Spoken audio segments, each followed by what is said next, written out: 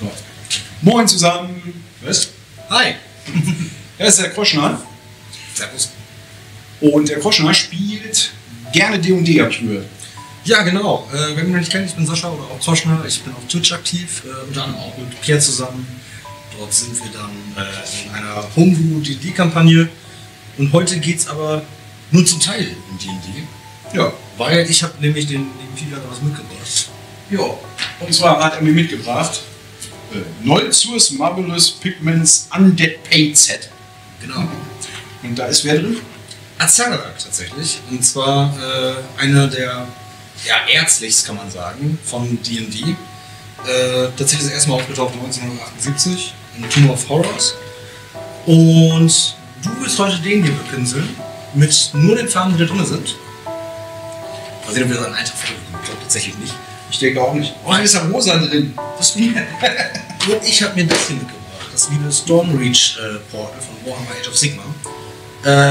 Wie man sieht, ist das ziemlich groß. Das werdet ihr auch gleich auch nochmal aufgebaut sehen. Ja. Da werde ich nicht an einem Tag fertig werden. Aber naja, ich muss dazu sagen, ich bin auch nicht so ein Bepinsel-Genie wie Pidia. Ich bin kein Genie. Auf jeden Fall besser als ich, weil ich mache es erst so ein halbes Jahr oder sowas. Aber ja, man verzeiht mir dann so kleine Fehler oder sowas. Das wird schon. Ja, ich habe noch hier meist alles ein. Achso, dann soll ich ja auch noch helfen und mich selber damit noch beschäftigen. Das ist richtig. Ich hätte Kindergärtner werden sollen. Das ist mein Job. Naja, gut. Ja. Ich würde sagen, gar nicht lang schnacken, sondern anderen sprechen. Genau, Kopf in den Nacken. Ja. Dann würde ich sagen, gehen wir zum Maltisch. Ja, auf geht's. Da sind wir wieder. Am Maltisch. Jawohl. Ich hab den hier. Genau, du hast den Azararak. Wie gesagt, eine offizielle D&D-Figur ist von Army Painter? Nee, ne? Doch, Army Painter und Gale Force und Wizard of the Coast. Jawohl. Und Cool. wie gesagt, da sind halt Farben drin. Mit denen sollst du den mal bepinseln. Er war so lieb, er hat ihn schon mal grundiert. Ja, genau. Und ich habe hier das Stormreach Portal von den Stormcast Warhammer Age of Sigmar. Und ich war auch schon mal so frei und habe das schon mal zusammengebastelt. Und es ist einfach wunderschön. Es ist wunderschön. Ist es. Ich habe es jetzt einfach mal in Wrathbone grundiert. Einfach um die Farben ein bisschen warmer zu machen. Ja. Und ja, dann würde ich sagen, gar nicht mal lang schnacken. Aber was hast du denn da für...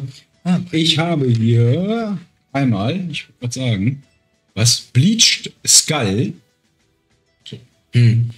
Ich habe Res Black. Das sieht interessant aus, da freue ich mich schon drauf. Okay. Wenn du hier vorne drauf guckst, ne? Eher so blau, oder nicht? Ja. Okay. Ja, so blau, schwarz, braun. Dann Vampire Garments. Ich müsste jetzt tatsächlich googeln. Ich bin zwar des Englischen mächtig, aber ich weiß nicht, was Garments sind. Naja, das könnte ich jetzt auch nicht sagen. Also, das sind so Wörter, die benutzt man selten, wenn man in Irland im Pub sitzt. Wurde Oder so so. eingeblendet. Genau. Cold Flesh. Also kaltes Fleisch. Kaltes Fleisch. Also hat er noch Haut, ja? Kein Skelett. Nee, er ist kein Skelett, er ist aber tatsächlich ein Untoter, ein Licht. Ja. Ghostly Vapeur. Das ist cool, die wollte ich nämlich sowieso mal ausprobieren. Ich war beim Überlegen, mir die zu holen. Für so ein paar Geister-Zuschauer bei meinen Blood Bowl-Sachen. Das sieht irgendwie voll interessant aus, die Farbe. Cursed Blade. Zum Bronzefarben, ne? Ja. Bronze-Rost-Farben. Cool. Dann Aber der hat doch gar keine Klinge. Moldy Flash. Nee, Moldy Wash. Was lese ich denn hier? Also, Moldy ist ja so moosig. So. Ghoul Grey. Auch sehr geil. Die Farbe kannst du mir leihen. Ich habe nämlich, ich habe jetzt ein neues Spiel mir geholt und da sind sehr viele Untote bei. Ja, super. An Zombie-Zeit, oder? Ja, Zombie-Zeit, Marvel. Ah, genau, was er zeigt. Wo du, aber du spielst die Zombies, deswegen. Okay. Du spielst die Superhelden als Zombies. Und deswegen, und weil es von 100 irgendwas auf 30 reduziert war, hat mir meine Frau erlaubt, das zu bestellen. Und weil sie Bock hatte, als Zombie-Zeit zu spielen. Draculish Scale. Auch ein schönes Blau. Ja. Er ist ein warm. Das ist irgendwie eine eklige Farbe. Ethereal Spectre. Die ist echt irgendwie, ich weiß nicht, das ist nicht mal richtig rot. Highlights setzen längst mal, wenn du hier das Lila hast. Da war doch irgendwo was Lilanes, oder nicht? Da war nichts Lilanes, das ist es ja, was mich gewundert hat. Dann wird das wahrscheinlich damit gemacht und dann halt mit dem Wash. Oder hiermit und dann damit. Du, ich lass dich Wo ist Wo hast du den Wash? Ach, hier. Der Modi-Wash. Ja, Moment, das ist ein Wash. Rote Kappe ist Wash, ne? Und schwarze müsste... Das Blade. Hey. Ja. Ja, das kommt davon. Also es ist auf jeden Fall non-toxic und water-based. Ich wollte es auch gerade sagen, zumindest nicht giftig. Immerhin etwas. Wir werden es ausprobieren. Also Ja. da bist du jetzt vorausgesetzt. Ja, ich werde da schon rauskriegen, was der ist. Der muss aber nicht so bemalt werden, wie der hier drauf ist, oder? Nee, also ich würde den ja schon ganz gerne in so einem lila Touch haben, so wie er vorne drauf ist. Das sieht man ja hier auf der anderen Seite. Das ist tatsächlich auch das Bild, was man auf dem Dungeon Masters Guide von Ja, aber 2014 da ist er ja fast nur lila. Ja, ist richtig. Ich lasse dir da freie Hand. Ich bin gespannt.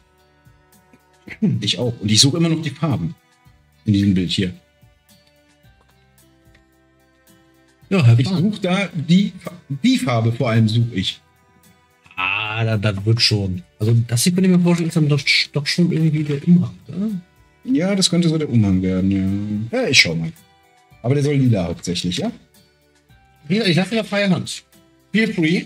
Du hast aber nur diese Farben zur Verfügung. Na toll. Und ich habe ja hier, wie gesagt, dieses Stormreach Portal. Und als erstes mache ich dort erstmal die Steinanteile. Wie man sieht, hier ist einiges davon. Hier oben wird tatsächlich Gold, wie wir gesehen haben auf dem Bild. Also ab hier. Ja. Und Zeig doch nochmal das Bild. ja. So. Dass man das nochmal. Ich habe das nämlich auch noch nicht so wirklich geguckt. Wenn man das hier sieht, man hat sehr, sehr viele Steinanteile. Das wird erstmal alles jetzt hier mit Nullen Oil überzogen, damit wir auch die Vertiefung drin haben. Danach kommt über das ganze Steinteil, was hier jetzt alles in Grau ist, mache ich dort einen Seraphim Sepia drüber, ein Shade, damit das alles ein bisschen, wie sagt man so schön, so zeitverbittert ist, mäßig. Und danach wird das Ganze gedrywashed mit 2 anderen Farben. Palette Witch Flash war so, noch irgendeiner habe ich rausgesucht. Ja, wir probieren es Ich bin gespannt. Sind das Flammenkörbe da vorne? Das sind Flammen, genau, das sind kleine Flaggen. Dafür habe ich extra dieses Magma Flame. Wie heißt das? Genau. Magma Drop Flame. Okay, du machst ja nicht die Arbeit von wegen unten weiß lassen und dann. Okay, gut. Lass dich überraschen. Also ich bin ja einer, zum Beispiel, ich benutze nur die Citadel-Farben. Muss ich dazu sagen. Ich habe nur Citadel-Farben und außer halt diese Farben, die ich bisher auch selbst noch nicht benutzt habe. Du hast noch nie Army Painter Farben benutzt. Nein. Die sind Ja, doch, richtig- bei dir, als ich richtig angefangen gut. hatte. Ja. Ich wollte gerade sagen, die sind doch nicht schlecht. Da kann ich nichts gegen sagen. Allerdings mag ich die Citadel-Farben sehr gerne, muss ich zugeben. Vor allem arbeite ich gerne mit den Shades und mit den Contrastfarben. Geht halt direkt in die Vertiefung rein. Ja, das stimmt. So, ich fange jetzt einfach erstmal an mit dem Steingedöns. Ich auch. Ich werde jetzt erstmal anfangen zu gucken, was hier was ist. Das ist ja eigentlich nur ein Kleid, was der anhat. Das ist ja. Das ist richtig. Also, man muss Was soll denn diese Hand hier sein? Er wird halt schon als männlich dargestellt. Wobei man aber sagen muss, man wusste lange nicht, ob er ein Mensch war oder manche sagten, war ein Tiefling. Aber er war tatsächlich ein Gambier. Und zwar ein Sohn eines Dämons und einer Menschenfrau. Okay. Und das ist eine Krone, ja? Genau. Oh. Ja, also was heißt Krone? Eher so, wie heißt es so schön? Knochen. Also ich muss sagen, das ist ein sehr verworrenes Modell gerade. Weil ich gerade versuche. Ach, das ist ein Stab. Das ist ein Ach, Stab, das ja. ist ein Stab. Aber wo ist denn hier die Hand?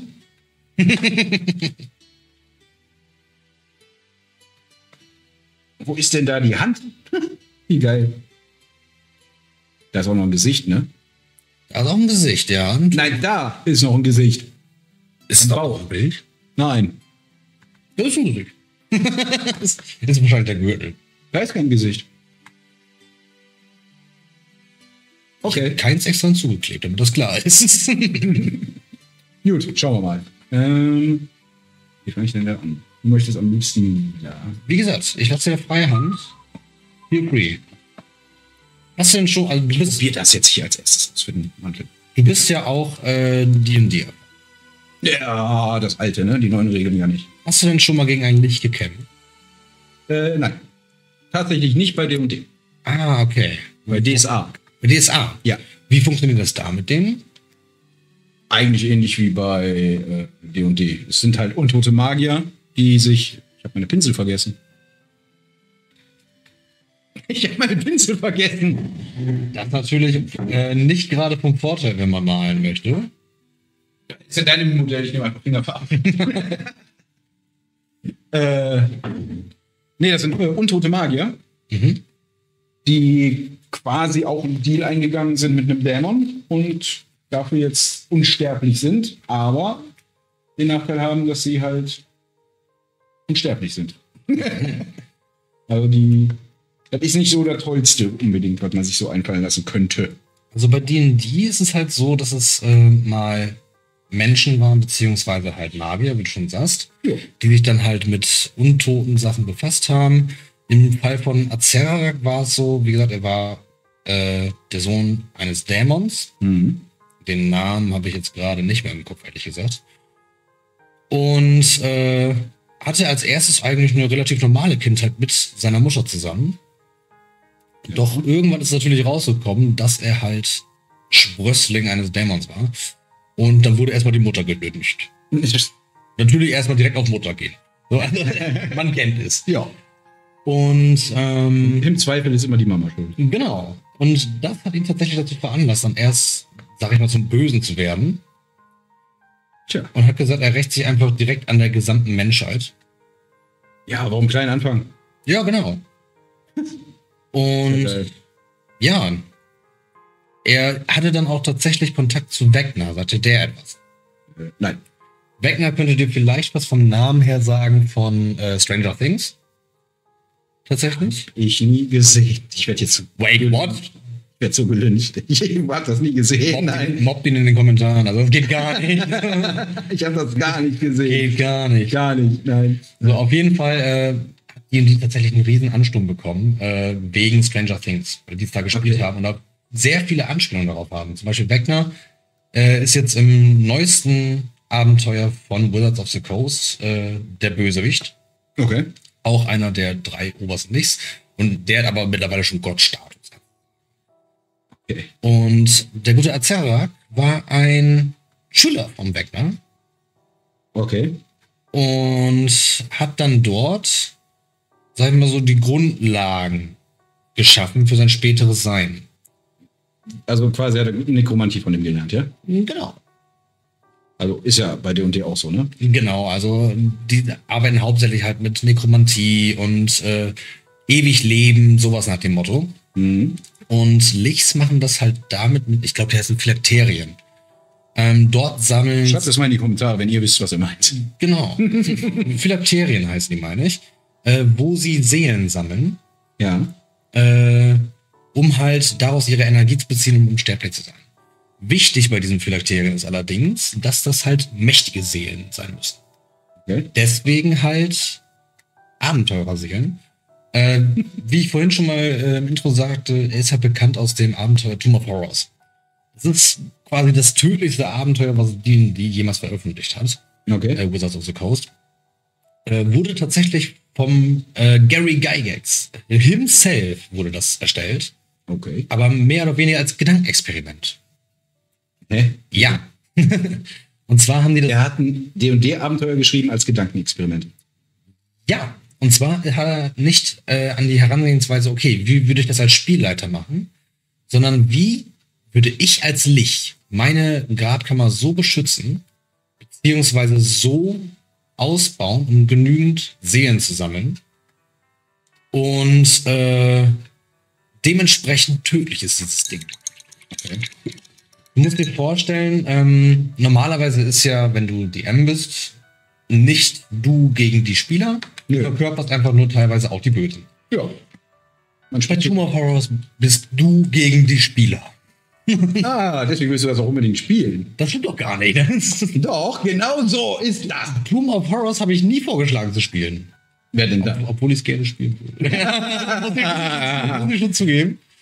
Einfach nur, weil es auch ein High-Level Game. Adventure ist. Ja, Genau. dafür müssten wir erstmal High-Level werden.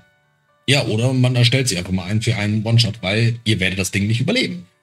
Und wenn doch, toll. Dann ist wieder alles kacke. Oh, langweilig. Ja. Nee, also man muss wirklich sagen, das ist schon echt bitter. Und selbst als erfahrener Spieler hast du dort Probleme. Okay. Ich werde davon nichts Großartiges erzählen. Was ich aber erzählen kann, ist halt, dass Acererak halt ein Demi-Lich ist. Halt so eine untere Art des Lichs. Und das hat er aber extra gemacht. Der hat sich nämlich dann Aven quasi genommen. Oder beziehungsweise Diener. Hat sich sein Grabmal bauen lassen. Hat dann alle anderen, die daran beteiligt waren, getötet. Auch zu deren Grabmal werden lassen. Also so der typische Arschloch-Move. Wenn du halt böse bist, dann tötest du auch deine eigenen Leute. Ja. Und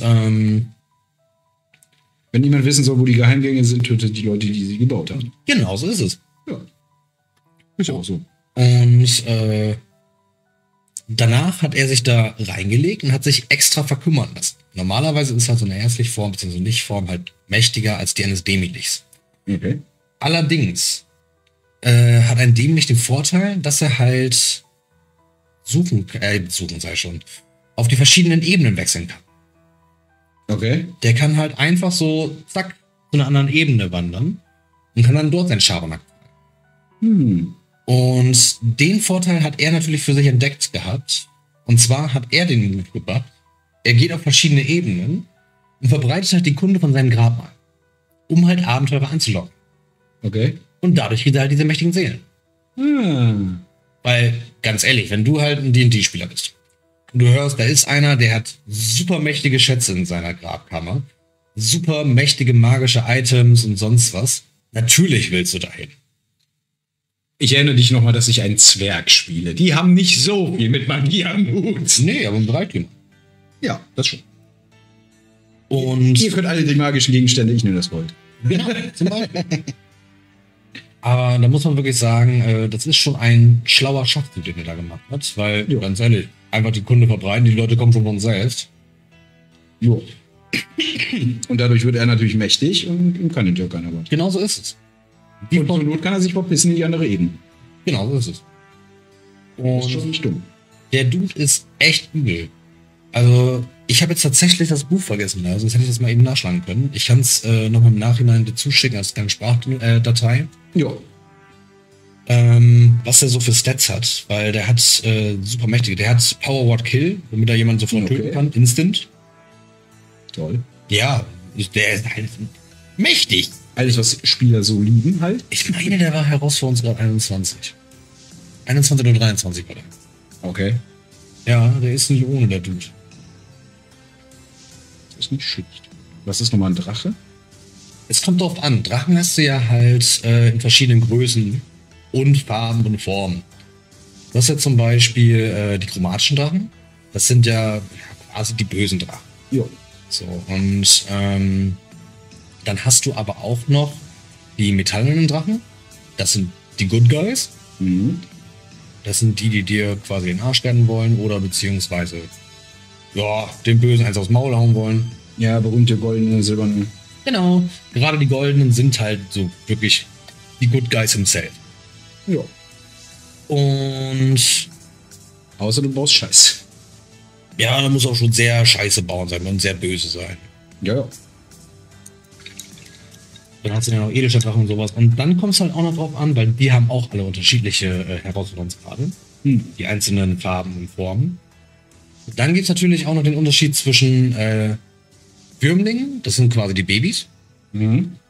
Dann gibt es die jungen Drachen, dann gibt es die ausgewachsenen Drachen und die uralten Viecher. Und je nachdem, was für ein Feature davor stehen hast, ist halt der Herausforderungsgrad natürlich anders. Ja, okay. Und so ein, glaub mir, so einen großen, ausgewachsenen Drachen möchtest du nicht begehen. Außer er ist Gold. Ich habe ja tatsächlich in der Runde mit Eddie und sowas, sieht man auch auf dem Twitch-Kanal. Allerdings nicht diese Runde, weil wir spielen auch eine Offline-Runde. Und in der Runde habe ich denen meinen Drachen einfach mal so vorgesetzt, weil die sagten, oh, wir würden gerne mal gegen Drachen kämpfen. Mhm, machen wir. Ist selber schuld. Ich habe denen einen jungen schwarzen Drachen vorgesetzt. Die sind geflohen. Die sind wohlbemerkt mit Verstärkung mit 6 Zwergen hingegangen. Nee, 7 waren sogar. Und einem Bären. Die einzigen, die noch standen, waren die Zwerge. Nee, die einzigen, die noch standen, waren die Hell, weil alle anderen direkt von so einem Säureatem erwischt worden sind. Und einfach direkt krepiert sind. Ups. Ja. Das ist schlecht. Guck dir mal das an. Das ist jetzt das Lich Black. Ja, okay. Siehst du gar nicht. Ah, okay. Ja, das ist so schwarz, lila, blau. Das war schick. Ja. Ja, ich muss jetzt erstmal ausprobieren, wie die Farben überhaupt, weil irgendwie. Wir sind nicht schlau draus. Nee.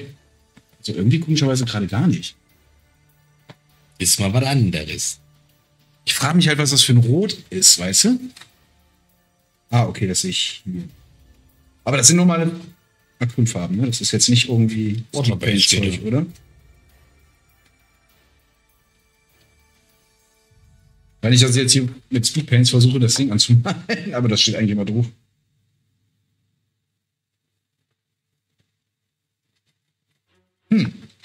Ja. Ja, auf jeden Fall der Azarak, der kam, der will die Menschheit vernichten, weil die Menschheit böse zu Mama. Ja, genau, das kann man so sagen. Und wie gesagt, er hatte mit Wegner zu tun. Jetzt im neuesten Abenteuer halt der Oberböse ist. Wahrscheinlich halt, weil er in Stranger Things vorkam. Deswegen halt viele Leute natürlich Wegner den Namen kennen. Mhm. Und natürlich waren dann alle, oh, Wegner, lass den mal Putt hauen. Aber Wegner ist halt nochmal eine ganz andere Hausnummer als Azerarak. Wichtig zu sagen ist auch noch, man kann Azerarak oder Azarak sagen. So dass das zweite ER, also es wird A-C-E-R-E-R-A-K geschrieben. Okay. Und ja, ist wahrscheinlich voll scheiße, wenn man irgendwie in der Schule buchstabieren muss oder so. Das ist wahrscheinlich schon sehr kacke. Aber ja, vielleicht wurde er deswegen auch gemobbt und will deswegen alle umbringen. Weil der Lehrer ihn immer falsch geschrieben hat und Ja, genau. komische Dinger rausgaben, genau. Ja, komm. Atze. Komm her, Atze. Ja, der ist schon nicht immer der Dude. Und wie gesagt, wo ich das gesehen hatte, musste ich mir das einfach mal bestellen. Und hab dann natürlich an dich gedacht. Ja, ich bestelle mir was und gebe die Arbeit ab. Das ist richtig. Naja, komm. Das hier mache ich auch gerade. Das ist wirklich so ein gigantomanisches Teil. Ja. Also, mir gefällt aber jetzt schon der Look, wenn man sich das mal anguckt. Sieht jetzt schon aus wie so Marmor-mäßig. Mhm. Da muss ich noch mal eben beigehen. Das stimmt. Dort ist zu viel drauf. Ja, du musst vor allem gucken, dass du nicht so Schmieren hast. Flecken hast und so, ja. Ja, wie gesagt, ich mag das noch nicht allzu lange. Vor allem bei so großen Teilen. Ja, da musst du halt. Ja, das Gute ist, da kommen dann noch Drywash drüber. Und dann sieht es halt ein bisschen älter aus. Es ist schließlich im Endeffekt immer noch ein Stück Terrain, muss man dazu sagen. So böse gesagt, es sieht ja aus, als wäre das vom Regen irgendwie so ein bisschen, weißt du? Dass das so. Das ist ein bisschen kacke. Nee, dass das, wie nennt man das? Das hast du auch bei manchen alten Häusern auch, weißt du, dass du von oben siehst, wo der Regen langläuft, wegen Regenrinne kaputt oder so. Weißt du? Wegen Regenrinne kaputt. Ja, Mann. Sei lieb. Ich merke schon, das Video wird nicht monetarisiert. Ist eben top halt. Nee, jetzt definitiv nicht mehr. Ja gut, jetzt ist alles vorbei. Ja, mit dem Arsch und die Scheibe kann ich rausschneiden. Verdammt. Das auch. Machst immer so ein Piep drauf. Oh, das wäre mega witzig. Das Ja. einfach so Scheiße. Piep, piep, piep, piep. Oh, das wäre super. Muss ich mal gucken. Also das hier ist echt interessant. Das habe ich hier bei dem Kopfbindwitz da, der da drin ist, den er nicht draufgeklebt hat, sagt er. Das war hier Das dieses könnte eine Kette sein, oder? Ghostly Vapor. Guck mal, das könnte eine Kette sein. Wenn du das mal so richtig im Licht siehst. Ja, Könnte eine Kette sein. auf dem Bild war das so, ist das grün leuchtend. Okay. Das Gesicht da unten. Aber es ist halt eine interessante Farbe. Ich glaube tatsächlich, dass Azeroth das selbst hinprojiziert hat, weil ich kann mich nicht daran erinnern, dass der hingeklebt war. Gut, dass du den wieder mit nach Hause nimmst. Ja. Ja, ist halt sehr mächtig, der Dude. Der ist so mächtig, dass er das Universum gewechselt hat in unserer Welt als Figur. Ja, als dämlich. Ja, eben. Das Ding ist ja bei D&D, tatsächlich gibt es da auch unsere Welt. Die kannst du ja so mit einbauen. So. So. Wo waren wir jetzt stehen geblieben bei deiner Erzählung? Du wolltest doch erzählen. Beim Demilish. Was ich halt witzig finde, ist, ich habe keinen Braun. Das ist vielleicht das Curse Blade. Ach ja, man muss hinzusagen, es gibt Mal-Tutorials zu diesem Dude. Allerdings hat er sich keins davon angeguckt. Nee. Warum auch? So gut so. Guck mal, was das hier ist. Nee, das ist aber wirklich so eine Kupferfarbe oder sowas. Das kann ich mir gut vorstellen für die Kette und für die Schulterplatten. Aber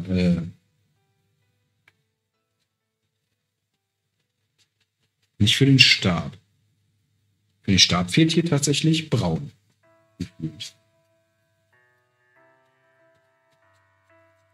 So. Ich habe nicht mal die Hälfte. Das ist halt so ein Riesenstück. So ein Stück da. Ja, aber da kannst du auch viel draus machen, ne? Ja, ich bin auch sehr gespannt, wie es am Ende aussieht.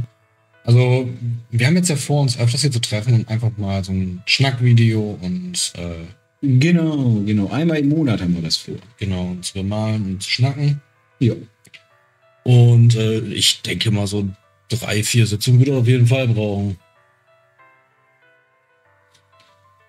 Aber wenn du den hier ordentlich haben willst, brauche ich da auch ein bisschen länger für, als die paar Stunden, die wir heute haben. Ich muss dazu sagen, heute machen wir 3 Stunden. Ja. Ungefähr. Dann sehen wir uns dann das nächste Mal. Ja, müssen wir mal schauen. Ich hatte überlegt, ob wir Sonntag nochmal malen. Also, ja, einfach. Mit Sonntag kann ich leider nicht, da ist nämlich unsere Offline-Session. Ja. Hier. Nützt ja nix. Immer diese Menschen, die was von einem wollen. Also eine Zeit. Genau, Zeit. Können die nicht einfach nur Toastbrot wollen? Nee, das will ich selbst haben. Das habe ich im Gefrierer. So, das ist. Ich glaube, aber ich habe nichts für drauf hier unten. Außer Mayo und Ketchup. Oh, ich das jetzt auf der Figur. Ich will keine Mayo auf meine Figur. Nein, du wolltest auch Toastbrot. Aber auch nicht auf der Figur. Na gut. So. Muss ein Lich überhaupt essen? Ich gehe davon aus, nicht tatsächlich. Weil die haben ja sämtliche irdische Sachen abgelegt. Die haben auch weder Moral oder Ethikgefühl. Weil, warum? Sie sind einfach zu mächtig. Sie müssen sich ja nichts halten. Weil, ganz ehrlich, wenn was schief läuft, dann denkt er sich auch so, fuck this shit, I'm out. So, und dann geht er halt in eine andere Sphäre. Ja. Der denkt sich nur, oh, jetzt muss ich wieder ein neues Grab bauen. Ja, der hat doch viel Zeit. Der hat doch wirklich sehr, sehr viel Zeit. Ja, die sind unsterblich, ne? Vor allem, ja, genau. Allerdings müssen diese Phylakterien oder Phylakten, wie auch immer, diese Teile von denen müssen genährt werden. Ansonsten kümmern die halt immer weiter. Ah, okay. Und dann geht natürlich auch irgendwann das Unsterbliche verloren. Oi.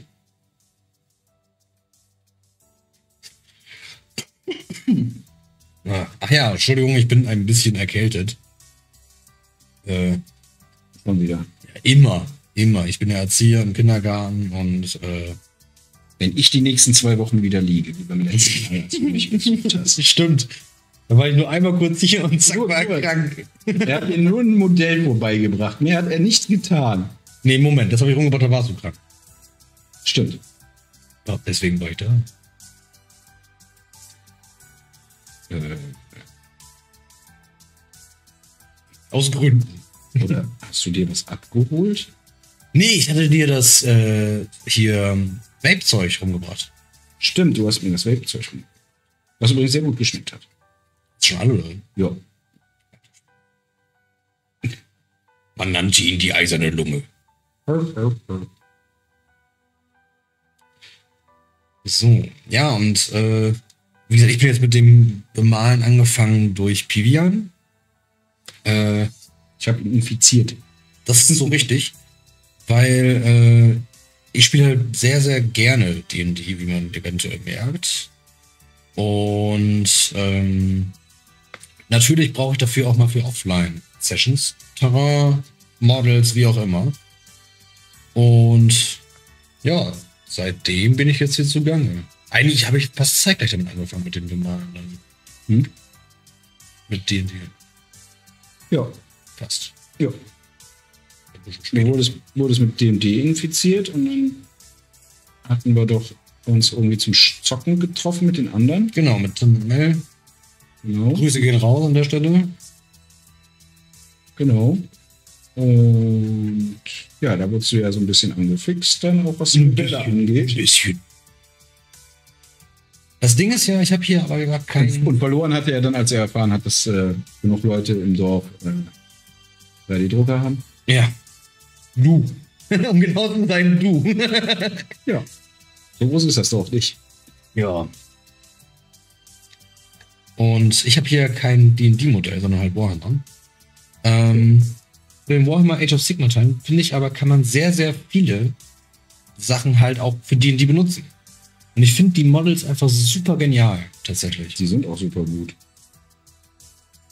Ich finde sie persönlich ein bisschen teuer. Ja, das auf jeden Fall. Aber Ich war ja mal in so einem Warhammer-Shop.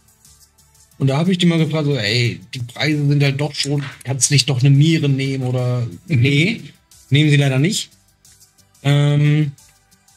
Aber sagten halt, für jedes Modell müssen die halt einzelne Gussformen machen und halt herstellen und das ist halt mega teuer. Deswegen sind die Preise halt dafür da. Und man muss sagen, die Qualität ist ja auch super, ja, die hier abliefern. das auf jeden Fall. Nur wenn du so viele Tabletop-Spiele wie ich spielst, dann wird das alles irgendwann richtig teuer. Das ist richtig. Dafür hast du ja auch den 3D-Drucker. Ja. Ich habe auch tatsächlich noch nie Warhammer so gespielt, außer halt die Computerspiele. Ja. Ich habe aber auch kein Regelwerk mehr, also außer P2 Blood Bowl. Das Regelwerk für Age of Sigmar habe ich tatsächlich, weil ich so ein Starterpack gekauft hatte mit so Orks waren das und diesen Stormcast Eternals. Mhm. AOS hat er bestellt. Genau. Und nee, gar nicht mal bestellt, sondern in den Hobbyladen geholt. Das war runtergesetzt, weil das Neue rauskam, dieses Skaven, wie es Ja. heißt. So, das war sogar runtergesetzt. Genau, das hatte ich dann für 20 Euro geschossen und dachte mir, komm, Okay. Nimm Hast an. Nimmt man. Und dadurch hatte ich dann meine ersten Farben und meine ersten Figuren. Das waren tatsächlich so eine Stormcast Eternals, wie sie hier sogar drauf sind. Ja, das sind genau die. Ja. Und das hier ist ja nicht die einzige Miniatur, die ich habe und die noch unbemalt vor rumsteht. Tja. Aber wie gesagt, ich benutze die halt nicht für Warhammer-Spielen, was man eventuell aber auch mal machen könnte. Wenn ich mir damit befassen würde. Age of Sigmar nicht, kann ich dir nicht weiterhelfen. Aber du kannst sie ja auch zum Beispiel für One-Page-Rules benutzen. Ja, du kannst ja für alle Du musst die möglichen, ja nicht. nicht nur für Warhammer benutzen, das ja wirklich Genau. für alles benutzen. Wie gesagt, ich benutze für D&D. Ja. So, ich bemal halt diese Figuren und ich muss wirklich sagen, für mich ist das halt runterkommen. Entspannung pur. Das ist definitiv so. Und vor allem fördert es meine Kreativität ungemein. Ich kann mir dann einfach, zum Beispiel, ich habe Belloc gemacht. Das ist ja so ein riesen Dämonen-Typi von Warhammer. Sowohl Age of Sigmar und 40k meine ich auch. Ja, die kannst du dann auch dafür machen. Ja, den kannst du zu beiden machen. Ich Du habe kaufst dir ein Modell und kannst dir dann aussuchen für was. genau. Ich habe den natürlich für Age of Sigmar gemacht, weil mir dieses Fantasy-Mittelalter-Setting einfach besser gefällt. Hättest ja auch Magnete nehmen können und dann wechseln können. Ja, habe ich im Nachhinein auch erfahren, aber egal. Hast ja nicht angerufen, selber schuld. Nee, das hätte ich dir sagen können. Nee. Aber, so, und, ich habe gleich die oberen Teile schon mal fertig. Das ist doch fein. Nicht ablenken. Ja. Wo war ich? Bellacore. Genau, den habe ich jetzt zum Beispiel. Ich habe ja, wie gesagt, meinen Twitch-Kanal, auf den jetzt unsere D&D-Session läuft. Mhm. Und dort habt ihr gerade eine Teufelsapokalypse. Die Ultima Nocte. Ja, ein wenig. Genau, die ist eingeleitet worden. Und quasi seid ihr Bellacore auch schon begegnet. Also ich habe ihn natürlich dann anders benannt. Und War das der Typ, wo du mich einfach mal durch die Gegend gepfeffert hast, weil ich auf den losgegangen bin? Ja, Ich genau, keinen Bock der. hatte zu reden. genau der, Okay. wo du Stufe 3 warst und meinst, ja komm, Ich hatte eine Axt. Nee, das war der Dämon, der dahinter stand. Der Blutschatten. Ja, siehst du, da bin ich ja nicht draufgegangen. Also habe ich nichts falsch gemacht. Nee, du warst nur auf sein Diener. Ja. Der war aber auch am Labern. Das ist richtig. Wie die Evil Guys halt sind. Erstmal einen bösen Monolog führen, Genau. obwohl er keine Pläne verraten. Er hat eigentlich nur zu dir gesagt, knie dich nieder. Und du so, nee, lass mal nicht machen. Nö. Habe ich nicht gemacht. Die anderen aber auch nicht, oder? Doch. Doch, tatsächlich ja. Ja, Blechbert. wenn ihr das hier seht. Lieben Gruß an Eddie. Und wer war da noch? Serja? Nee, das war noch mit Das war mit Gaxe. Gaxe und Genus. genau. So. Das Gesicht fehlt schon noch. Aber das ist ein geiles Gold, oder? So, das ist, Ja, so Kupfersachen. das ist voll geil. Das sieht gut aus. Also ich würde auch behaupten, mit diesen Farben machst du eigentlich nur die Base-Bemalung. So, dann machst du keine Highlights setzen oder so. Außer Jetzt soll ich doch noch andere Farben. Nee, aber würde ich jetzt behaupten, das ist nur für die Grundbemalung. Ja, könnte es mir gut vorstellen. Ne? Bin mir nicht sicher, ist halt ein Starter-Set, ne? Quasi. Deswegen, also ich gehe davon aus, dass es eigentlich nur dafür ist, dass du die Grundbemalung machst. Und Highlights dann quasi. Mich irritiert halt, warum die das gemacht haben, verstehe ich nicht, ne? Hier drauf ist der angemalt. Und ganz ehrlich, ich wüsste jetzt nicht, vielleicht das Moldy Wash, ich bin mir aber nicht sicher, wie du zum Beispiel diesen Stabdings, die Farbe von dem Stab hier vorne, die kriegst du mit den Farben gar nicht hin. Ne. Das ist eher so ein Banshee-Hautton oder Skeleton Horde von. Ja. Obwohl, warte mal, Skeleton hatte ich hier. Ich hatte hier, nee, Bleached Skull, Cold Flash. Das Cold Flash könnte ich noch ausprobieren. Das wollte ich für sein Gesicht eigentlich benutzen. Aber da drauf ist er so, der ist ja mehr so getrocknet eigentlich. Mhm. Habe ich dir schon erzählt, dass ich noch eine zweite Packung davon habe? Nur halt nicht mit ihm, sondern halt mit Driss der Urden. Auch eine sehr bekannte D&D-Person. Mit anderen Farben. Habe ich dir schon erzählt, dass ich wieder DSA spielen will? Ich probiere jetzt mal das Rot aus. Also das ist jetzt hier wirklich irgendwie so ein bisschen checken und gucken. Weil ich mir bei den Farben... Wie alt ist das Set? Ja. Also wann das rauskam, meine ich nicht, wann du es gekauft hast. Ja. Achso. 14 oder älter muss man dafür sein. Siehst du schon, du hast mir was gegeben, ich bin viel jünger. Ja, genau. Ich bin viel jünger, ich habe halt nur gut Testosteron. Ja, Verzeihung. Verzeihung daher. Genau, du geht. Ich bin noch unter 18. Aber es sind tatsächlich auch die Farben, die drauf sind. Ja, okay. Ach ja, das wird schon. Das wird schon. Was ich mal cool finde, ist, wenn die Farben neu sind, dann drehst du die nur auf und dann kommt schon der erste Tropfen raus. Und mehr brauchst du ja eigentlich. Ja. Die nehmen wir vorgeschüttelt. Wie, die muss man schütteln? Natürlich Stadt. Natürlich Stadt. Ach, guck mal, einer schaut. Da ist ja auch nichts. Okay, da weiß ich schon, welche Farbe ich dafür gleich nehme. Aber das mit dem Stab ist halt wirklich seltsam. Ja, denn das ist mir irgendwie aufgefallen, wo ich dann mal geguckt habe, so, wo ist das Braun?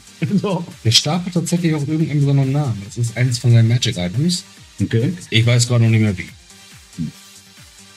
Vorbereitet, wenigstens Gutes. So. Dabei wolltest du heute über den guten Bellator reden. Nein. Wollte ich nicht. Wie hieß der Typ? Azerarak. Azera. Was? Der Atze halt. Der Atze, man kennt ihn. Oh, ich weiß jetzt schon, wenn wir diese Kampagne spielen, ich werde diesen Namen nie aussprechen können. Viele sagen auch Acererak heißt der. Acererak. Genau. Azerarak. Acererak. Man kann auch einfach zu ihm sagen, Badass Mutterliebhaber. Aber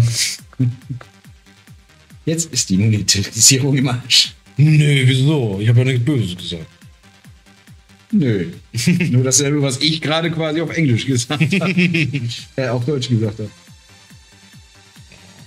Aber bei meinem Kanal wird eh nichts monetarisiert. Das siehst du.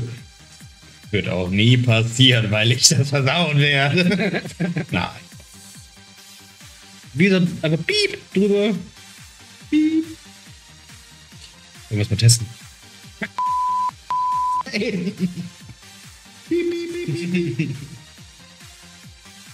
Okay, das Rot ist schon interessant.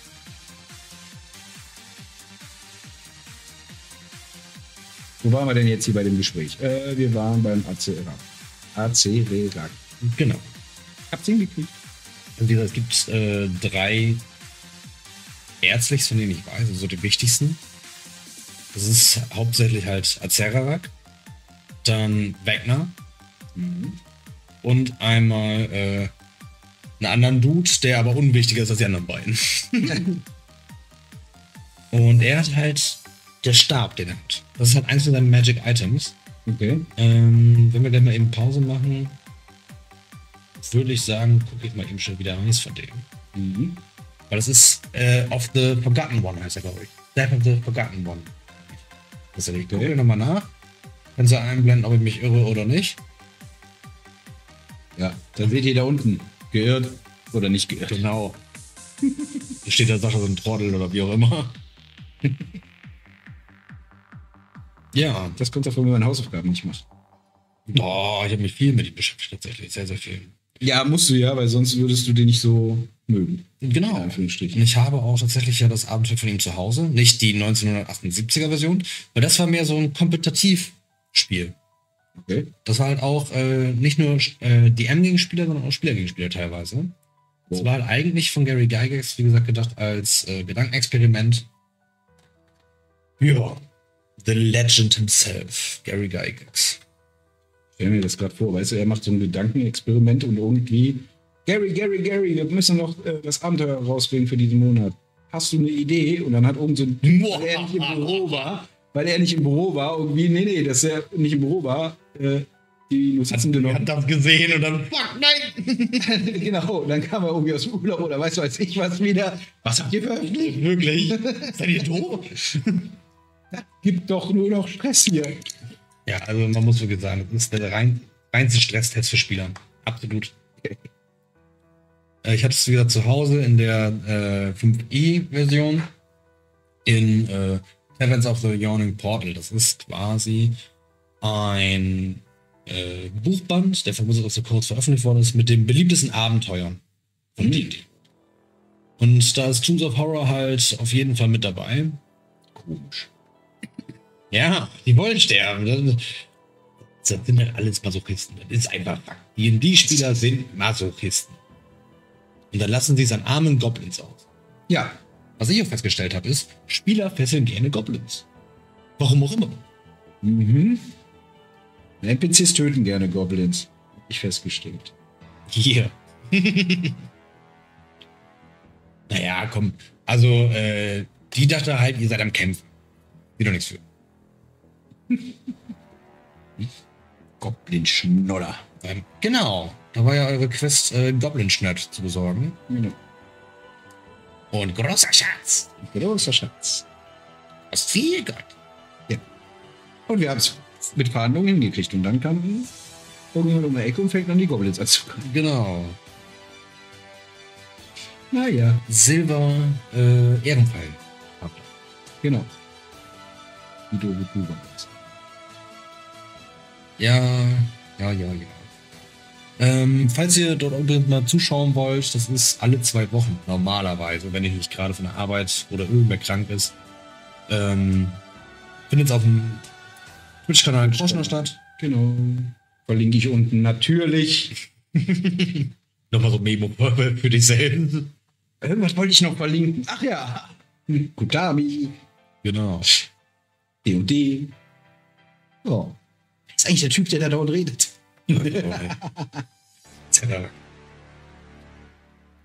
Ja, man kann ihn auch Azarak nennen, also das ist auch legitim. Wie gesagt, dann ist halt das zweite eher stumm. Das ist kein Problem. Man weiß, um wen man dann redet. Dessen Namen nicht genannt werden darf. Wie ist denn nochmal dieser kleine Lich, den wir gekillt haben, da in diesem komischen Drachen? Was? Also, ja, genau. Der kleine Licht, den wir getötet haben. Das ist schon dieser Jammerbeutel. Genau, der immer nach seiner Mama gerufen hat. Der Dude da. Stimmt, mir war so lustig. Es gibt von ihm, also von Azarak, die Aussage tatsächlich auch, normale Fallen lassen deine Gegner leiden. Ich habe es vielleicht ein bisschen übertrieben, sie sterben zu schnell. Sie sterben zu schnell. Ja. Das ist halt von ihm ein Zitat. So um den Dreh. So, haben wir das schon mal so weit durch. Jetzt gleich weiter mit den Treppen. Ich kann das. Und vor allem, wenn ich mir vorstelle, dass Ich habe keine Lust mehr, weißt du, wir sind eine Stunde dran. es ist einfach nur eine Farbe durchgehend. Ja. Ich erinnere dich an den schwarzen Drachen. Genau. Ich wollte es gerade sagen. Den schwarzen Drachen, den habe ich ja für ihn bemalt. Ja, Und da habe ich gesagt, es ist langweilig, es ist nur eine Farbe. Stell dich nicht so an. Hat er gesagt. Deswegen stelle ich nicht so an. Ach, da wieder was. Hätte ich doch fast übersehen hier. So. Bei so einem großen Teil was übersehen. Ja, da kann man schon mal übersehen bei so großen Teilen. Ja. Schönheit gesund bisschen. Ja, richtig. So, was wir aber auch noch vorhatten, wo wir ja noch gar nicht drüber geredet haben. Nicht? Nein. Und zwar auch mal was zu kochen. Ja. Zwergenmampf. Ja, zum Beispiel. Unter anderem. Wir haben nämlich, wir sind ja Nerds. Muss man sagen, ich meine, wir sitzen hier und bei meinem Plastikdeko. Also, naja. Und wir haben verschiedene Nerd-Kochbücher. Ich habe zum Beispiel die beiden WoW-Kochbücher. Ich habe das offizielle D&D-Kochbuch. Habe das Hearthstone-Kochbuch. Ich habe das Fallout-Kochbuch, das Zwergen-Kochbuch, das Hexen-Kochbuch. Ja. Hab auch ganz viel. Ja, Wiking habe ich auch noch tatsächlich. Stimmt. Ja. Und Okay, jetzt gucken wir jetzt. Nee, das ist ein Wash. ich würde sagen, als erstes suchst du dann eins aus, was wir kochen. Okay. Und das zweite mache ich dann mal. Ja. Genau, wir wollen nämlich irgendwie hier in diesem Format immer einmal im Monat irgendwas zusammen machen. Malen, über D&D quatschen. Weiß nicht, kochen. Ich mag Essen. Also, Ich auch. Was wollen wir denn noch machen? Wir wollten eine Burg bauen. ja, ich bin nämlich momentan noch dabei, ganz viel mit Karton zu basteln. Ich muss dazu sagen, ich war nie ein Basteltyp. Was eine eklige Farbe. Ezreal Spectre. Na, schauen wir mal. Du hast doch meinen Siegwald gesehen, den ich bemalt habe. Ja. Da war auch ganz viel Pink. Ja, aber. Das sind ja diese Slanish-Farben. Das ist halt so. Ja. Was Slanish ist Seuche. Das hier ist Tod. Solche sind aber auch nicht pink. Doch. Nein. Die Därme und so sind pink. Stelle ich mir Coronavirus pink vor. Ich suche gerade irgendwas, wo ich die Farbe testen kann, dass sie vielleicht zur Not noch gerettet werden kann. Nimm doch einfach mit Papier. Ich habe doch hier Papier mitgebracht. Hupst du. Ja, aber das ist ja schwarz. Ich könnte den jetzt komplett pink malen. Nein. Den ganzen Dingens in der Farbe. Ja. Nein, danke. Ah, jetzt noch nicht. Christopher Street Day Atherak. Wieso nicht? Ja, nee. Der kann sich auch weiterentwickeln. Landet der aus Versehen im falschen Universum. Hi. Aber wo war das? Dieses Hi, Titai. Ja, Space Taxi. Das geil. ist Taxi.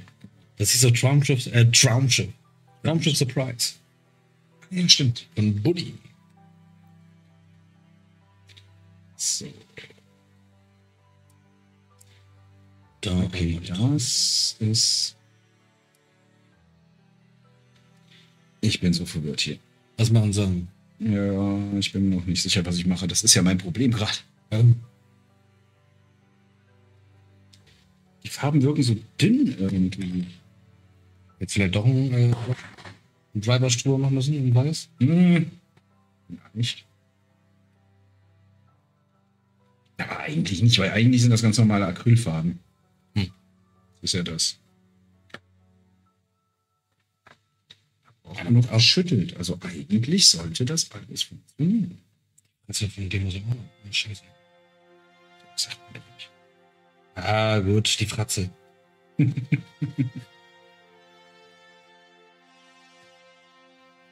I need more painting. You need more painting? Mehr bemalen brauche ich. Ja, ich habe dir doch wieder was ausgedruckt. Ja, das ist richtig. Ja. Ich habe jetzt jede Menge Kängurus. Da habe ich dann tatsächlich den lieben Pibian auch mal aufgeklärt, dass, ja, Kängurus sind intelligente Wesen, aber sind halt verflucht worden von einem Gott, dass sie halt keine eigene Stimme haben, beziehungsweise keine eigene Sprache. Und dementsprechend können sie sich nur mit Zitaten ja, mitteilen. Wenn sie jetzt zum Beispiel sagen, hasta la vista, baby. Das heißt dann wohl schön. Ja, also zum Beispiel. Nicht mit der Hand. Ich hört dir nicht zu. Ich wollte tatsächlich echt mal überlegen, einen Kenko zu erstellen. Und dann lasse ich den nur mit so Memes sprechen. Ich habe nur eine Bier getrunken. Ja, sowas. Ja. Ich glaube tatsächlich, ich habe rausgekriegt, wie ich die Farben benutze. Und wie benutzt du sie? Und du wirst es hassen. Weil du diese Figur jetzt erstmal wieder eine Weile nicht siehst. Ah. Jetzt machst du den so Rouge drauf und sowas in dem Pink. Ein geschminkter Zerrak. Wo ist es denn? Das helle unten. Das da. Ah, Das ist ein lila. Highlight setzen. Das ist hier, Lila? das hier ist, was ist es? Das hier. Ja. Und da oben habe ich, Ja, siehst du? Deswegen schreibe ich mir, wenn ich meine größere Modelle mache, schreibe ich mir tatsächlich auf, welche Farben ich benutze. Genau, das hier ist das da und das hier. Mhm. So. Und hier bin ich jetzt einfach nur mit dem bisschen die Highlights setzen gegangen. Ah, okay. Und ich glaube, das sieht auf jeden Fall geiler aus, als wenn ich das so wieder unten einfach nur pinsel. Mhm. Okay. Also, denke ich. Weil irgendwie ist das zu hell, finde ich. Ich finde, das ist zu hell. Dieses Blau hier, weißt du? Mhm. Findest du nicht? Du, Jesus, mach mal. Ich bin gespannt, was am Ende rumkommt. Ich auch.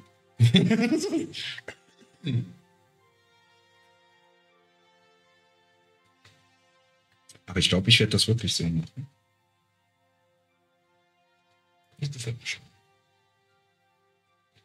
Das ist halt sehr dunkel. Aber lila ist ja hier nicht mal bei. Ja, musst du es wahrscheinlich mischen. Ich habe nicht mal vernünftiges Blau. Wie soll ich denn lila mischen? Tja. Ich habe Rot und Red Black.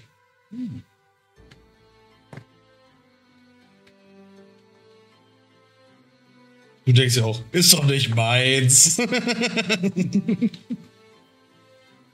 Ich bin gespannt, was du daraus zauberst. Ich versau ja keine Figur. Das ist ja das.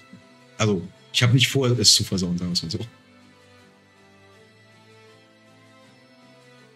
Das will ich doch hoffen. Das wäre schon ziemlich scheiße.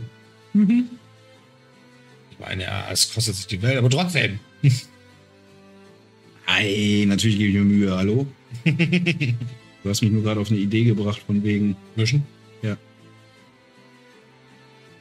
Ja, ich glaube nicht, dass das dafür gedacht ist, dass man das nur mit einer Farbe dann bemalt.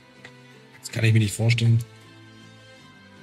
Die wollen einen auch nur sparen, aber so die Grundfarbe, so bitte hier, nimm das.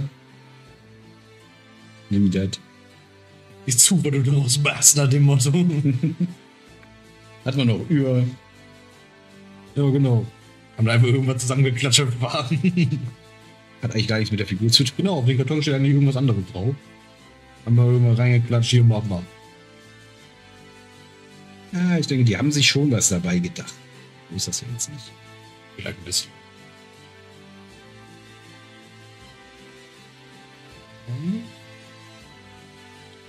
Die haben auch tatsächlich ein Set mit einem Eulenbär, was ich auch ziemlich interessant fand. Ach, einen Eulenbär habe ich auch noch als Datei für dich. Toll. Ich hab mir gerade so an, wie du das sagst. Eulenbär. Jetzt das noch in den Finger gesehen. Eulenbär sind voll die gefährlichen Viecher. Ja, habe ich gesehen. Wo gesehen? Hier, das war, weißt du. Ja, ich muss mal sagen. Parker, wir wohnen auf dem Land, Mensch. Hier kommen da dauernd irgendwelche Eulenbären vorbei. Licht und Werwölfe. Direwolves, alles. Alles. Letztens irgendwie einen getroffen, weißt du, steht da mit nackt vor mir. So. Warum bist du nackt? Und Vollmond. Ah! Ja, Die normal. Kleider, die transferieren nicht mit. Normal. Gallwerwolf, wisst ihr? Nein, aber Eulenbären sind auch cool. Vor allem fand ich den ganz cool gemacht beim D&D-Film, den neuen. Da fand ich den richtig cool. Die Druidenform meinst du? Mhm. Ja, sie selber fand ich manchmal ein bisschen, sagen wir es mal, grenzwertig. Wenn ich mich gerade nicht irre, zur 2014er Version waren tatsächlich Eulenbären auch noch Wildtiere. Ja. Mittlerweile nicht mehr. Okay. Die haben jetzt ein neues Regelwerk rausgebracht, eine 2024er Version. Oh Gott. Und Achso, nach der spielen wir momentan, ne? nee, wir spielen nach der alten tatsächlich noch. Hm? Weil ich gesagt habe, ey, ich spiele jetzt auch nicht allzu lange, aber mit den Regeln kenne ich mich jetzt wenigstens aus. So, ich lerne jetzt nicht die neuen. Das, was ich ja gesagt habe, wir können gerne spielen, aber ich nehme die Regeln. Genau. Das stimmt. Ah.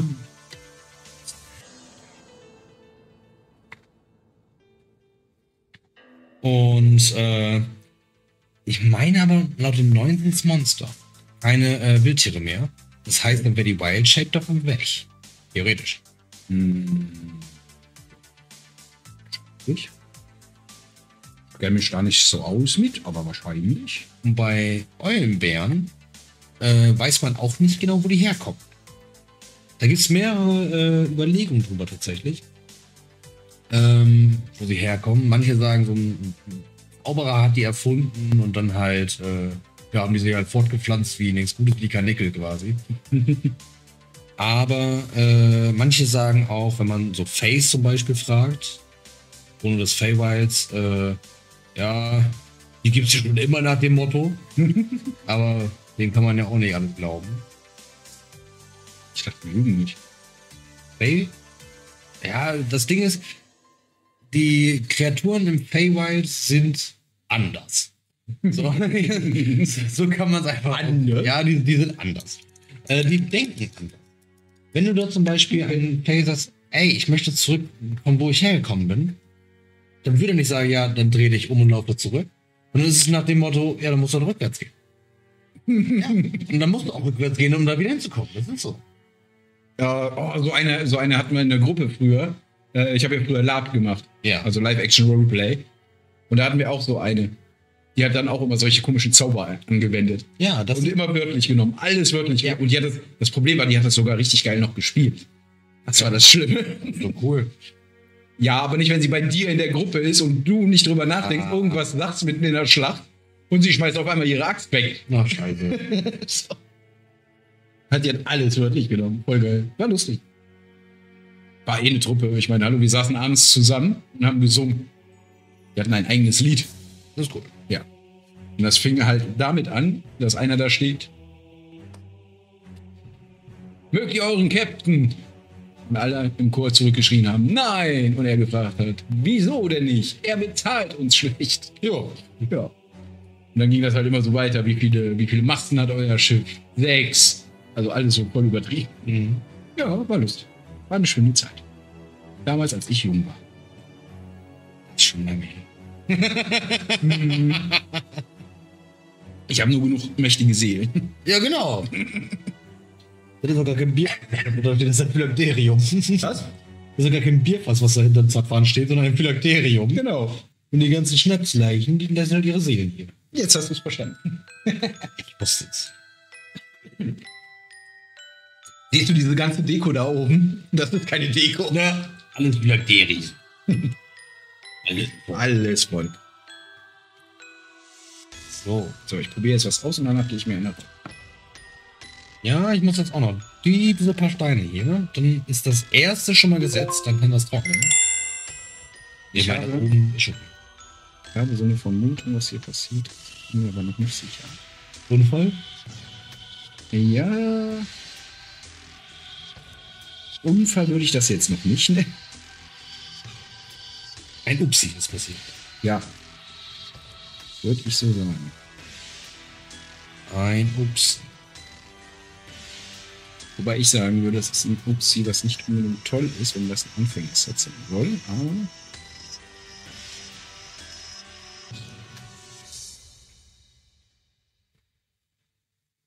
alles Menschen, alles passiert. Oder ich habe es einfach alles falsch verstanden. Kann auch sein. Ja, ist auch ne? Wie gesagt, ich lasse dir das freie Hand. Im wahrsten Sinne des Wortes. Du hast ja auch keine andere Möglichkeit. Jetzt ist schon bemalt. Das ist richtig. Ja, gut, okay, die kann man auch wieder im Fernsehen fahren. Ja, aber. Ja. Wir schauen einfach mal, was du daraus zauberst. Ja, ich weiß auch noch nicht, was daraus wird. Ich hoffe, Azerarak. Also. Ja, ich schnitze ja jetzt nicht eine neue Figur daraus. Aber ich habe so eine Theorie und ich glaube, gerade bestätigt sie sich. Das ist eigentlich gar nicht schlecht.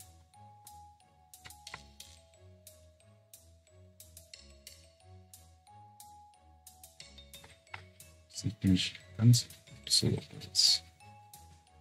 Ja, ich glaube, so mache ich das. Ist ja nicht meine Figur. Das ist richtig. Ich find's lustig. Alles aber.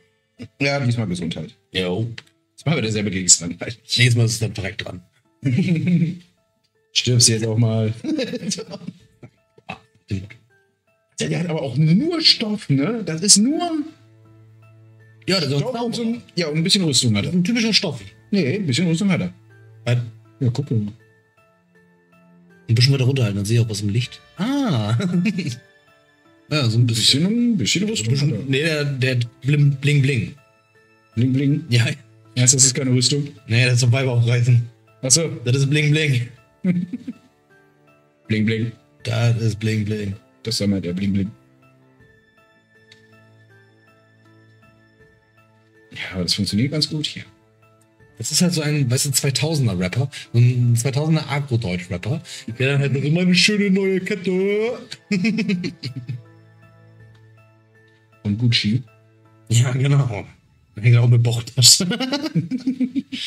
Azerarak, der, wie heißen die noch? Charbonnet. Hm?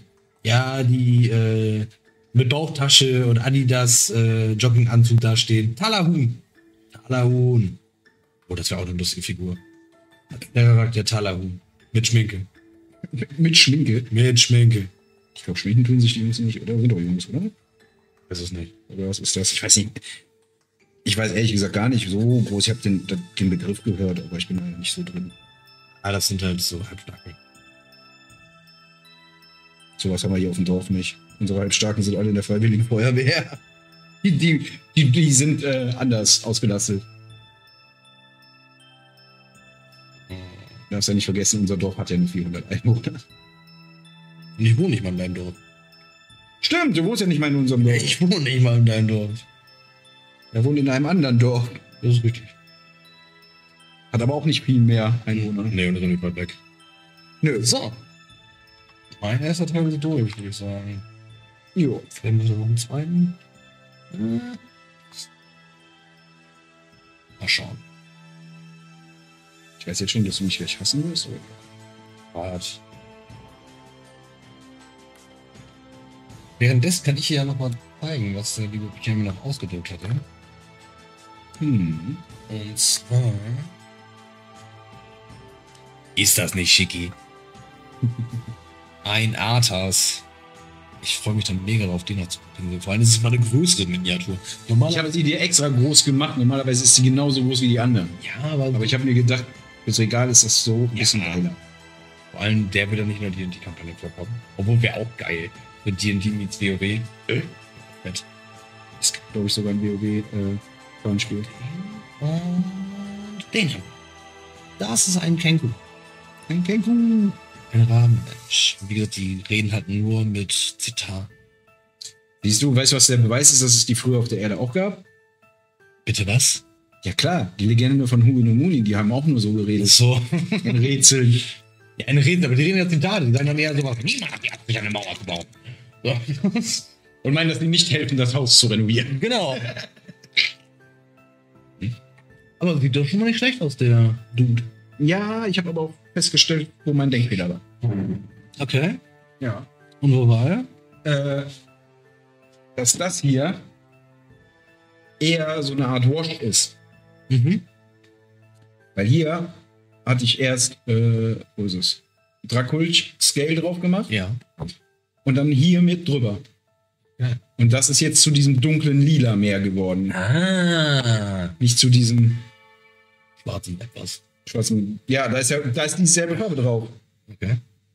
So, und ich glaube, das ist das. Und ich habe den Stab auch gemacht schon. Wo du nämlich sagtest, von wegen, misch doch. Ah ja. Und da habe ich dann jetzt mal einfach Rot und Lila gemischt. Rot und Blau. Oder was ist das? Also dieses Blau-Schwarz.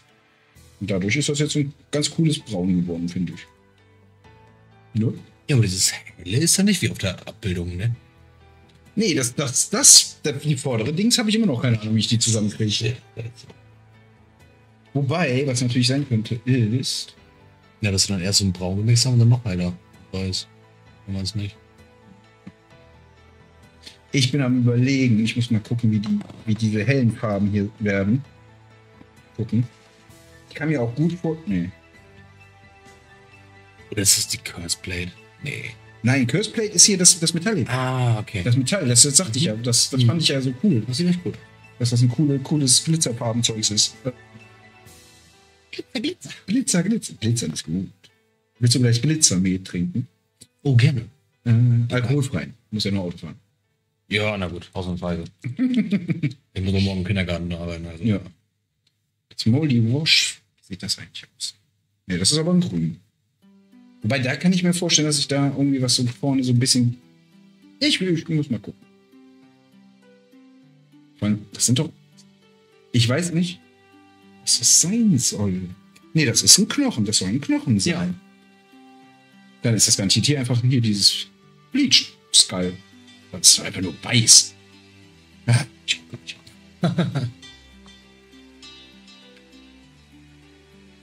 Ich weiß es jetzt gerade echt nicht. Aber wenn du jetzt erst den Weiß machst und dann diesen Wash drüber machst. Das eine ist grünes. Ja, nee. Was war das andere? Das rote? Ja, das Ah, nee. ist Moldy Wash und das ist Ja. Curse Blade. Ja. Das ist ja mein Problem. Verstehst du? Ja. Weil ich habe auch keinen Skeleton-Horn mit. Aber du hast ja sowieso den Part benutzt. Ich wollte gerade sagen, wir haben gesagt, ich benutze die Farben für das Modell, wenn du mir so ein Ding mitbringst. Und das hast du getan. Genau. Und mir dann gesagt, dass du noch so ein Teil zu Hause. Ja, nur halt anders. Also Dristuroden sind halt so ein, wie heißen die? Ein Elf. Einer der bekanntesten D&D-Figuren. Also weil er auch in den Romanen vorkommt. Und Ganz halt elf. nee, wie heißen nochmal die Niederelfen? Nein. Draws. Draws, danke. Genau. So einer ist das. und ist, soweit ich weiß, ein Waldler. Mhm. Ja, und die Figur habe ich auch noch zu Hause. Okay. Waldläufer sind cool. Ach so, die Dings habe ich auch noch, ne? Als Modell. Was ist das? Die Sylvanas. Sylvanas. Ah, Die habe ich auch noch. Ich habe eine Idee. Die muss ich mir durch den Kopf gehen lassen. Das funktioniert. Wie stimmt. Und wenn nicht, dann nicht. dann nicht. Dann nicht. Dann Licht, genau. Dann nicht. Dann ist halt Azerarak. Dann ist es erzählt. Ich meine, ganz ehrlich, er ist ein Licht, dann muss ich auch mal umziehen. Ich meine. Schlimmi wechseln, man kennt's. Ja. Lieblingswechsel. Ja, das sind ja 1000 alte Schlübbis an. Ja, überleg dir mal, wenn du deine Socken zu lange anhast, so über Jahrhunderte, weißt du, dann ist ja eigentlich, dann hast du ja nur noch Loch mit Stoff und nicht Stoff mit Loch. Ja, stimmt schon. Mhm. Oder verschmilzt mit dem Pups. Ja. So eins mit. So. Kurz Pause. Jawohl. Ich bedanke mich bei Kutami für die Unterstützung dieses Kanals. Und wenn ihr Miniaturen, Gesellschaftsspiele oder Tabletop-Spiele sucht, schaut gerne unten in die Beschreibung. Da ist ein Link für euch. Und jetzt viel Spaß beim Video. So. Wo machst du jetzt weiter? Was? Wo machst du da jetzt weiter? Ich werde jetzt hier erstmal alles, wie gesagt, in diesem komischen hellblau hier nehmen. Weil ich glaube, das ist doch ein geiles Lila, wenn dann noch hinter die Falten arbeiten. Vor allem ist das so, sieht das so geil aus, finde ich. So ein bisschen so als fließend, weißt du? Ja. Das passt, finde ich, zu so einem Litsch ganz gut. Welche Farbe war das jetzt? Das, Die Farbe war das? genau, das helle war jetzt hier dieses Draculisch Scales hier. Okay. Die war das. Und ich finde, die ist so. Wenn man dann das Dunkle da drüber macht, dann hast du auch ein vernünftiges Lila. Oh. Da ist ja keine Anleitung bei gewesen, ne? Nee. Also du hast ja nichts rausgenommen, bevor du mir das gegeben hast. Da stand nur irgendwo was hier, Bemalanleitung unter der und der Website. Ah. Steht da irgendwo bei. Okay. Aber nein. Oh, nein. So, ich nehme jetzt, kann ich ja vorher mal eben zeigen. Ja. Nämlich Seraphim Sepia Mhm. und mache damit einmal über das, was ich gerade als Stein gemacht habe, nochmal drüber. Mal gucken. Was soll schon schief gehen? Ja. Ist ja nur ein teures Modell, aber sonst. Will ich wirklich wissen, wie viel du dafür bezahlt hast? Im Detail. Oh. Du, die kann man mit Pappe basteln. So ein Portal würde ich niemals hinbekommen. Wie gesagt, ich war nie ein Basteltyp. Absolut nicht, aber jetzt hat mich ja so ein bisschen erwischt überall. Und, Das ist aber auch lustig, ist das so. Ich sitze so gerne abends, wenn Carina im Bett ist oder so, mach mir einen Podcast an und bemal dabei die Modelle. Total geil. ja, ich tatsächlich auch. Ich habe damit, wo ich jetzt krank war, habe ich damit ganz, ganz viel Zeit verbracht. Weil es einfach super Spaß macht und mich entspannt hat. Teilweise habe ich mich aber mega aufgeregt.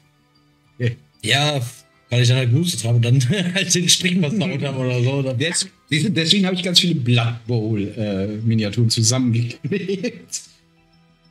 Weil ich wusste, da bist du schnell genug im Reagieren, falls du husten musst. Ich habe fast alle Miniaturen von mir zusammengeklebt. Fast Okay. alle. Weil ich muss noch, ich habe so eine Warhammer Elfen, ich weiß nicht, wie die jetzt gerade heißen von Age of Sigmar. Weißt du das? Nee. Eine Elfen Spearhead habe ich tatsächlich, also sprich mit Bogenschützen, einer Heldin, Hm. Schwertkämpfern und noch irgendwas. Hm. Und ja, sonst habe ich alles schon zusammengepasst. Ah nee, das Terrain habe ich ja noch. Das war ich ja auch erst am überlegen, ob ich das picken will sonst. Was hast du? Dieses Terrain-Teil hier von Sigma, so Ruinen. Ah. Ja. Ja, das ist ja, wie gesagt, ne, ich habe ja bei mir auch. Wann habe ich jetzt festgestellt, bei Blood Bowl gibt es wieder eine neue Mannschaft, die ich noch nicht habe. Also es gibt noch 2, 3 Mannschaften, die ich nicht habe. Nee, ich habe alles. Vor allem hast du noch mega viele unbemalt. Ja, quasi. Bis auf, also ich habe jetzt bemalt die Mannschaften, also Zwerge habe ich bemalt. Orks sind bemalt.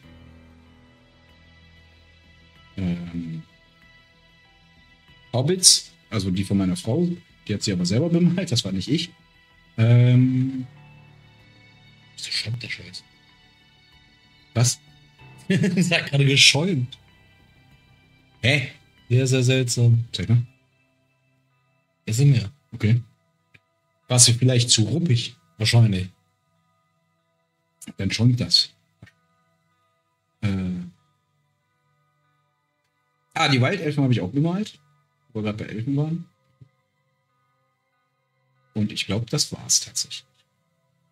Aber insgesamt habe ich, glaube ich, mittlerweile 16 Mannschaften. Oder Holy Brody. Ich kenne Blood Bowl tatsächlich noch als Computerspiel damals. Ja, Ich habe das erste gerade gespielt. das habe ich sogar auch noch bei Steam. Das hat echt Spaß gemacht.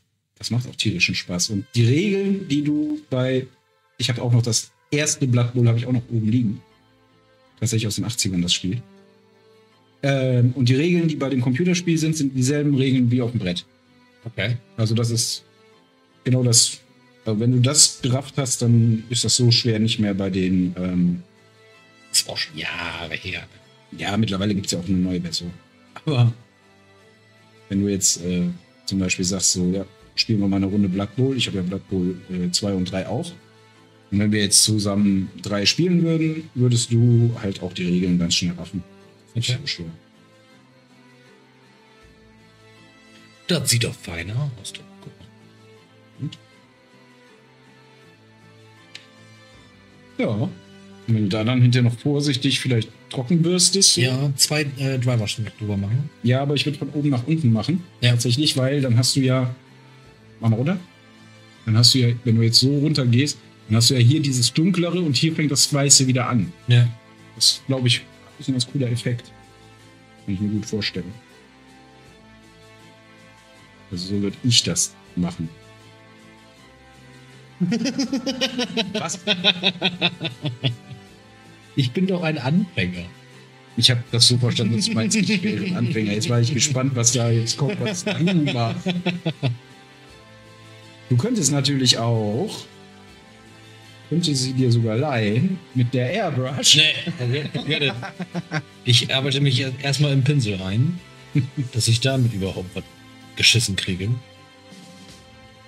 Ja. Und dann sehe ich weiter. Wie gesagt, ich war nie der Bastel-Bemal-Typ, so, nee, malen, bleib mir weg, ich bin Mucke machen. So hätte auch nie gedacht, dass das was für mich ist, aber muss schon sagen. Ja. Vielleicht ist ja auch einfach der Unterschied, ob du Bild malst oder ob du eine Figur bemalst, die du hinterher benutzt. Ja, das ist wichtig. Das ist ja auch noch was, ne? Du willst ja was Geiles auf dem Tisch stehen haben, für egal welches Spiel. Ob es jetzt für Pen and Paper ist oder ob es für Tabletop ist. Ja. Ja. Es sei denn natürlich, du bist so, ich sag mal, gibt es auch Menschen, die sagen, ja, ich lasse die Figuren, ich klebe die zusammen, ja, aber das war's. Nee. Weil ich will das Spiel spielen, ich mag die Regeln und gibt's aber auch. Ja, nee. Gibt's auch. Wie war das? Die Shame Parade? Die graue Shame Parade? Shame Parade, ja. Du meinst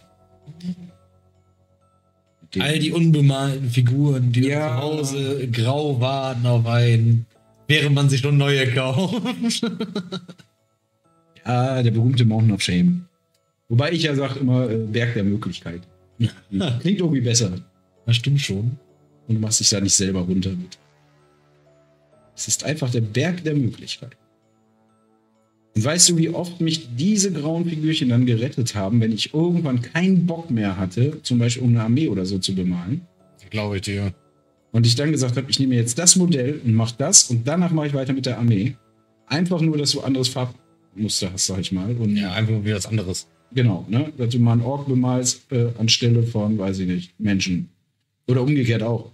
Ne? Nach 20 Orks hast du irgendwie keinen Bock mehr auf Grün und dann nimmst du dir halt, weiß ich nicht, einen Rattenoger und bemalst den oder so. Ein Rattenoger? Ja, Was ist ein Rattenoger?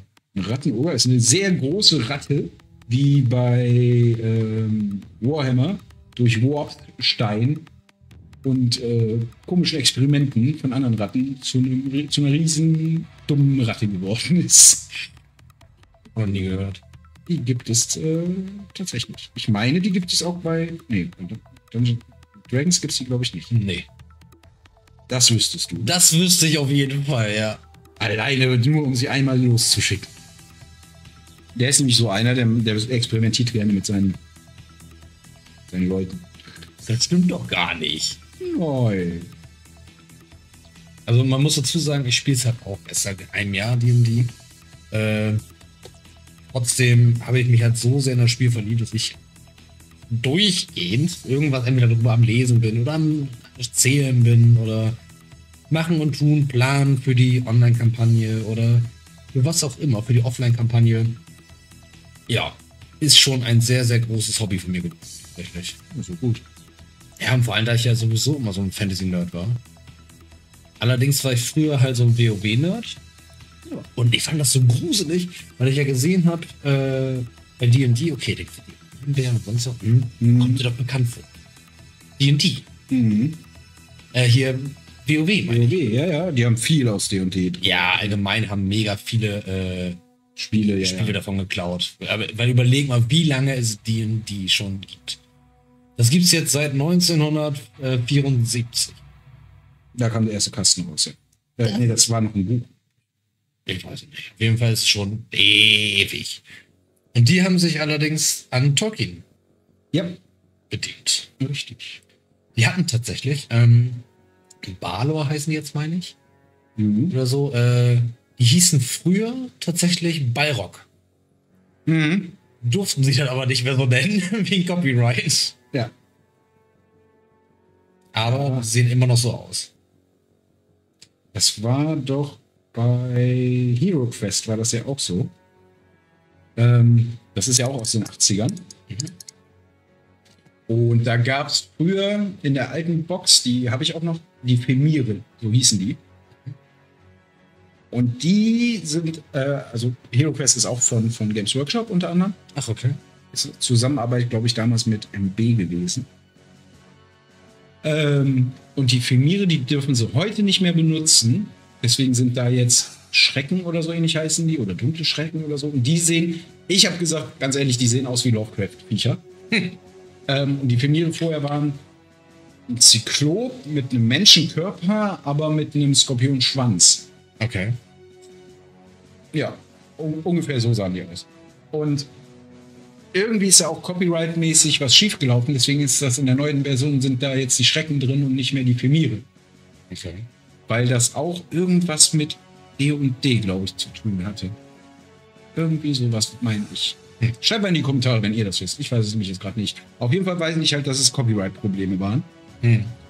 Und deswegen sind die da nicht mehr drin. Spannend. Aber ich finde alleine schon spannend, weißt du, so, ja, ich lege das eigene Spiel wieder auf, so ungefähr. Ja. Und zack, kommt Copyright. So. Ja, aber kann ja auch sein, dass sie damals die Erlaubnis gekauft haben. Es kommt tatsächlich darauf an, weil Gary Gygax war ja einer der ursprünglichen Erfinder von D&D. Ja. Der wurde dann aber rausgekickt. Bei Ghost. Und das kann dann gut sein, dass es da dann halt gesagt wurde, nee, das war meine Erfindung, ist nicht mehr. Ja. Das ist damit zusammenhängt. Also. Der hat doch auch viel noch in der Branche gemacht. Ja, der war ja. Da ist auch einiges noch von ihm. Der hat Pen and Paper quasi erfunden. Ja. Das ist einfach eine Legende. Es gibt heutzutage immer noch ein, nicht Festival, wie heißt es dann? Convention, die über ihn ist und seine Spiele. Gibt es immer noch. Und der ist schon, ich glaube 2013 oder sowas, weiß ich auch nicht mehr genau, gestorben. Stimmt, das ist ja noch gar nicht so lange tot, in Anführungsstrichen. Ja. Ist auch schon, wenn das 2013 ist, auch schon wieder 12 Jahre her. Ja. Wir sind alt. Ja. Ist mir egal. Ich bin meine Figur. Ja. Gibt doch diese unausgesprochene Wahrheit, dass man als Tabletopper erst stirbt, wenn die letzte Figur bemalt. Also ist Und ich habe einen 3D-Druck. Ein Phylakterium. Das ist dein Phylakterium. Genau. Jetzt hast du es verstanden. Got it. Ich habe sogar 2, wenn du drüber nachdenkst. 3. Wieso 3? Du hast so deinen Resin und den anderen. Ja, 2. Ah, nee, hast du noch einen? Ah, nee, Eddie hat 3. Eddie hat 3. Eddie ist so gestört. Der hat zu viel Geld. Ja, das sowieso. Das ist alles. Sein Argument ist immer, nein, ich habe nicht zu viel Geld, ich kann nur nicht damit umgehen. Achso, ja, gut. Der braucht eine Frau. Ja. Oder ein Mann. Mir ist das egal. Aber irgendjemand, der mir Geld geben kann. So, jetzt machen wir erstmal die Treppen. Aber sieht doch fein aus. Gefällt. Ja. Gefällt.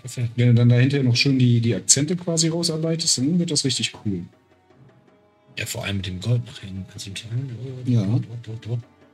Ja, und auch die Edelsteine, wenn du die dann da noch hinterher schön hast. Dann, Ja, dafür habe ich extra diese anderen Farben mitgebracht, weil die möchte ich dann tatsächlich doch schon ziemlich doll rausstechen haben, dass sie dann schön Glitzer sind. ich würde die ja gerne jetzt schon sehen. Nein. Nein, erst im nächsten. Ja, wahrscheinlich im nächsten. Also ich werde heute noch das hier wahrscheinlich fertig bekommen. Aber mehr dann wahrscheinlich auch nicht. Das nimmt halt mega viel Zeit in Anspruch, muss man sagen. Brauchst du mir nicht erzählen. Ich habe ein verdammtes Stadion gebaut. Ah, ganz okay. Das hast du noch nie aufgebaut gesehen, ne? Nee. Zeig ich dir nächstes Mal.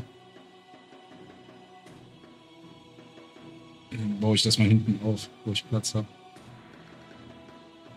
Du wirst nämlich auch sagen, du bist bekloppt. Ja, gut, wenn ich mir überlege, was ich alles vorhabe mit aus Cardboard zu bauen, also sprich hier aus Pappe. Ja. Und das Problem ist halt, wenn du nicht den Platz dafür hast, das zum Beispiel aufzustellen oder so, Ja. dann ist es im Endeffekt hinterher auch nur in Kartons, ne? Das ist halt leider bei uns da oben momentan noch so. Dass ich ja das Problem habe, ja, es ist im Karton, aber wenn ich das auf den Tisch stelle, können wir nicht spielen, weil kein Platz mehr ist für die Karten, Getränke und weiß ich nicht was. Hm. Weil der Tisch zu klein ist. Ja, du, ich habe auch so einen kleinen Tisch zu Hause. Ich weiß. Der ist ja auch wirklich blöd. Den kannst du zwar einmal ausziehen, aber das war's auch. Wobei, auf deinem Geburtstag, wo ich da war, da waren wir doch auch mit. Ja, da konnten wir aber nicht spielen. Nicht wirklich. Da konnten wir kein D&D oder sowas spielen. Nö. Das ist schon immer echt eine Herausforderung, allein schon mit 5 Spielern. Dort genug Platz zu haben für Miniaturen und allem drum und dran. Mhm. Und Essen und Trinken und Ja. Zettel und sonst was. Ja. Oh ja, und das Schlimme bei Tabletop ist halt, du hast dann noch den ganzen Tabletop-Kram. Ja, genau. Das kommt dir noch hinzu. Das kommt ja alle noch hinzu. Ah. Ich bin mir nicht sicher. Ich glaube, ich kann es.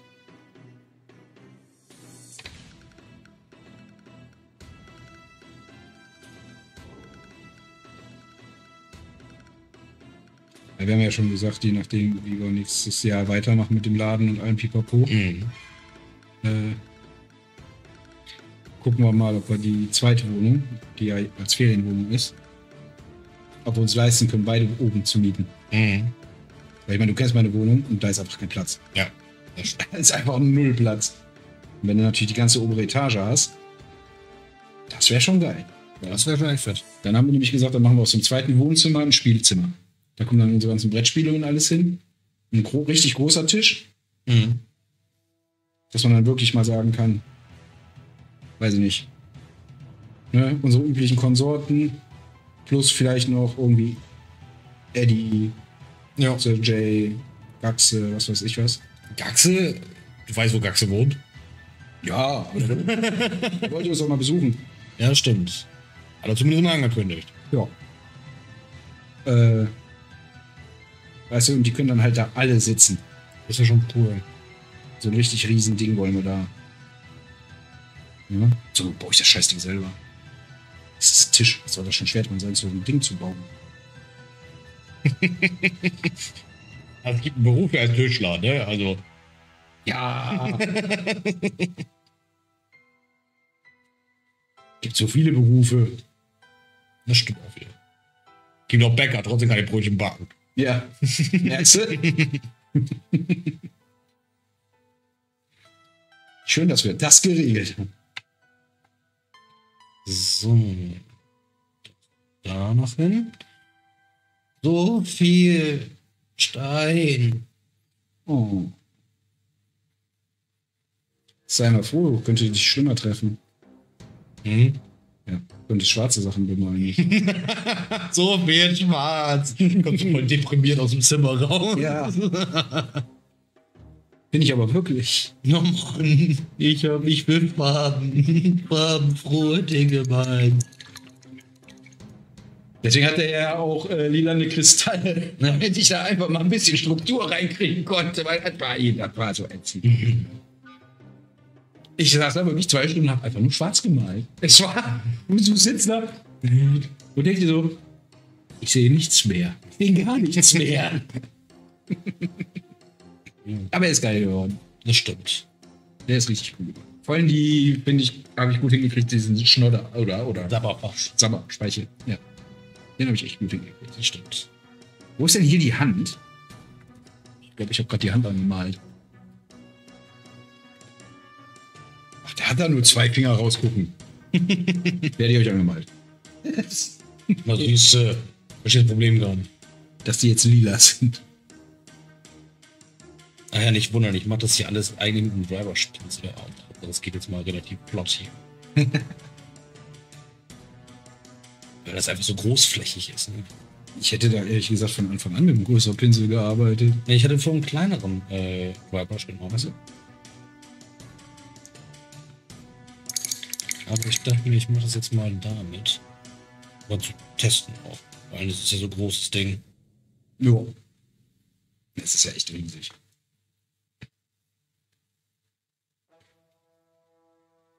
Ich habe hier irgendwo drüber. Das Ding. Ist doch mein erstes wirklich großes Teil, das ich bemalt. Sonst habe ich ja so Miniaturen schon bemalt. Mhm. Aber halt nur klein. So nett. So Lüte. Ja, die großen machen auch Spaß. Ja, aber wenn ich überlege, wie lange ich schon bei den kleinen beisitze. Ja, aber bei den großen siehst du die Details besser. Das ist weniger anstrengend, finde ich. Ja, stimmt schon. Wenn du da einmal wirklich so, sag mal schnell, vernünftig malen kannst, weißt du? Ja, stimmt. Was hat denn der da noch auf dem Kopf? Ein Pickel.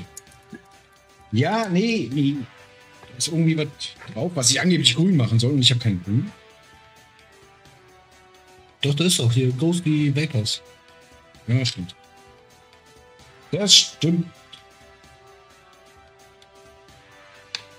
Ich glaube auch, dafür ist das Most Dings Moldy tatsächlich. Moldy Wash. Moldy Wash, genau. Das werde ich jetzt auch noch dafür brauche ich das hier. Nochmal. Ghostly Vapor Zeugs. Und der Spruch dieser Folge: Es ist ja nicht meine Miniatur. Genau so ist es.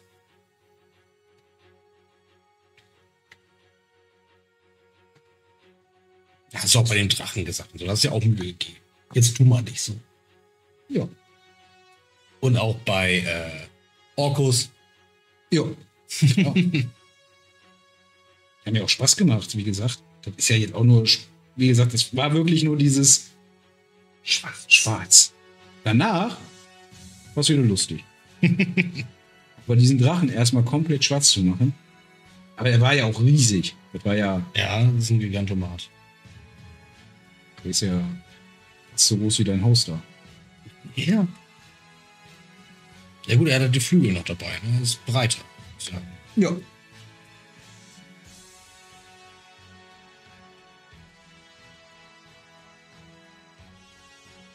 Aber ich habe ja auch gesagt, ich bin mal den. Ja, alles gut. Und wichtigste, dir gefällt. Oh ja, das tut er.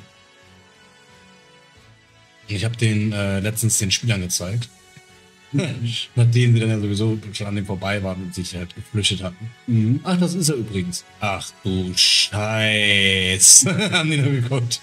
Da standen wir vor. Und später drunter. Ah, es war schon sehr witzig, wie die dann geflohen sind. War das eine Roll 20? Nee, das war tatsächlich bei mir zu Hause. Da war der Drache aber noch nicht fertig. Und das Ding ist halt, die dachten davor, ja komm, machen wir easy fertig, es sind so viele Leute und sonst was. Weil die haben sich halt überschätzt, die waren Level 5 Mhm. und dachten halt, mittlerweile sind unbesiegbar. Haben ganz, ganz schnell was anderes gelernt. Das geht immer ganz schnell. Und da sie keinen Bock hatten, neue Charaktere zu erstellen, zu sterben, ja gut, lass mal beide in die Hand nehmen, okay. Ja. Sie wollten ja unbedingt einen Drachen, ja? Genau, so ist es. Ja gut, ich muss zugeben, ich war auch ein bisschen gemein. Ich habe denen halt so eine Falle gestellt mit halt Zwergen, Drachenjägern und sowas, die dann halt auch aufmerksam gemacht haben. Ja, okay. Naja, ich wollte dann auch mal ein bisschen rumexperimentieren. Kann man so sagen. Kann man so sagen.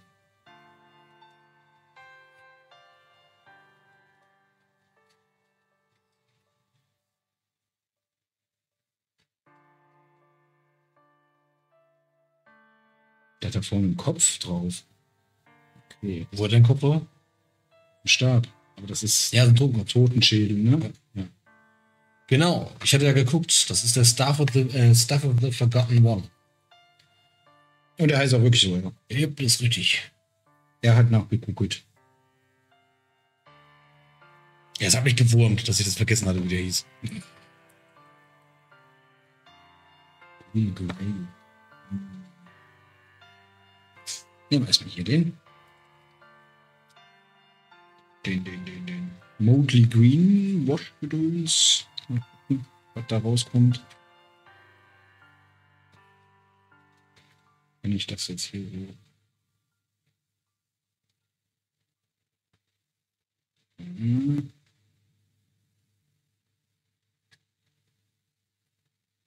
So.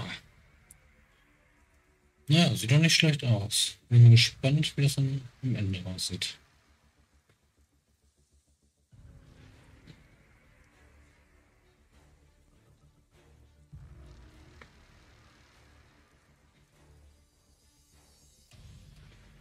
I like. Ich nicht. Was? Du magst meine Figur nicht? Doch, deins ja. Muss ich mal bei dir. Was? Ja, jetzt muss ich mal eben wieder bei dir lunzen, was du da machst. Weil ich muss ja leer.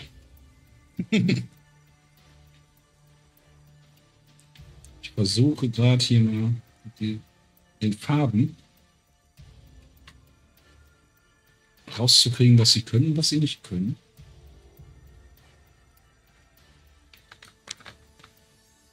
Mehr mache ich da gerade tatsächlich gar nicht mit. Oh.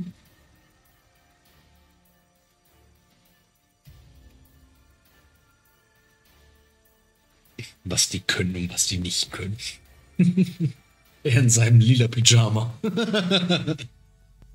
Du wolltest lila. Richtig.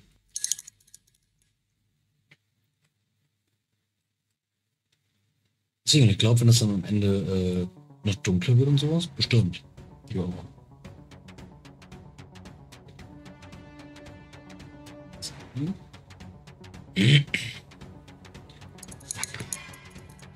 Ja, vor allem so ein Licht kannst du halt immer benutzen. Ne? Ja, die kannst du ja für alles benutzen. Das ist ja. Obwohl die mega, also die sind halt schon eine Riesengefahr. Ja. Aber nur wenn keine Zwerge da sind. Da. Nein. So, aber ich frage mich, welche Hautfarbe ich dem gebe. Nicht wirklich Haut. So, wenn dann ist ja wirklich so ein fahles, eingefallenes Gesicht. Müsste das weiß sein wahrscheinlich, oder? Nee, das hier ist bleached. Das ist kaltes Fleisch. Und das hier ist Ghoul Grey. Geh mal von dem Grau aus. Aber wenn du jetzt so ein Ghoul und sowas hast, dann wird es ja auch eher so ein Grau sein oder auch Ja. so ein Tote allgemein. Darf ich mir noch so ein Glitzerzeugs nehmen? Ja. Und ich frage mich immer noch, wie ich das mit dem Knochen hinkriege. Wegen der am Start, oder? Mhm. So. Wegen den Dingens. Aber ich habe da eine Idee. Und das mache ich jetzt einfach. Jetzt bin ich mal gespannt. Was machst du, ne? Das ist Holz. Ende. Das ist einfach ein ganz normaler Gehstock. Nee, ich mach da jetzt braun drunter auf.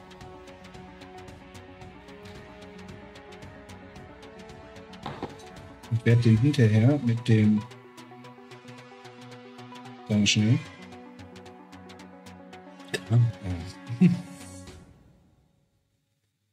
Mit dem Weiß trockenbürsten. Damit habe ich dann hoffentlich... Eine Erhellung von dem Braun. Genau. Ich glaube, das kommt ganz gut. Ja, auch vormischen können. Hm? Jetzt auch vormischen können. Was? Die Farben. Braun und weiß. Hast du ein helleres Braun? Nee. Wie nicht? Aber wenn ich da drüber bürste, ja, nachher. Ich weiß gar nicht, wie viel wir haben.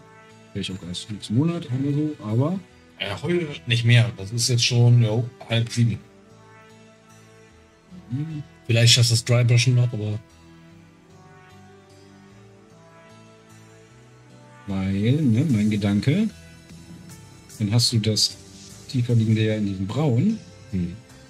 Aber der hat ja hier auch irgendwie so gefühlt noch Bänder irgendwie drin. Ja, so Leim. Ja, ne, das will ich mir nicht ein. Nee. Die kann man ja dann wieder gucken, mit was man die wieder macht. Dass man die vielleicht ein bisschen heller noch macht als die Knochen. Ja, doch, ich glaube, das funktioniert. Aber ich will jetzt dieses Grau vorher noch. Ich will hier natürlich auch so ein grünes Gesicht machen. Was nehmen wir denn? Cold? Nee, das Cool wollten wir. Ich denke, Cool Grey, glaube ich auch. Das passt, glaube ich, gar nicht schlecht. Ich glaube, Was das ist kommt ganz gut. vor allem kannst du eher das andere für Highlights setzen. Ja, das ist ja auch das Dunkelste von den drei Weißen. Genau, deswegen. 3 Weißen? Weiß? 3 Weißen. Von den 3 Weißen. Ist das der dunkelste?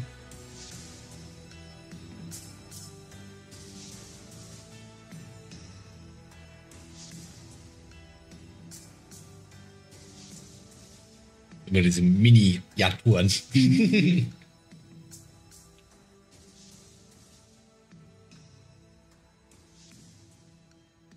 Gott.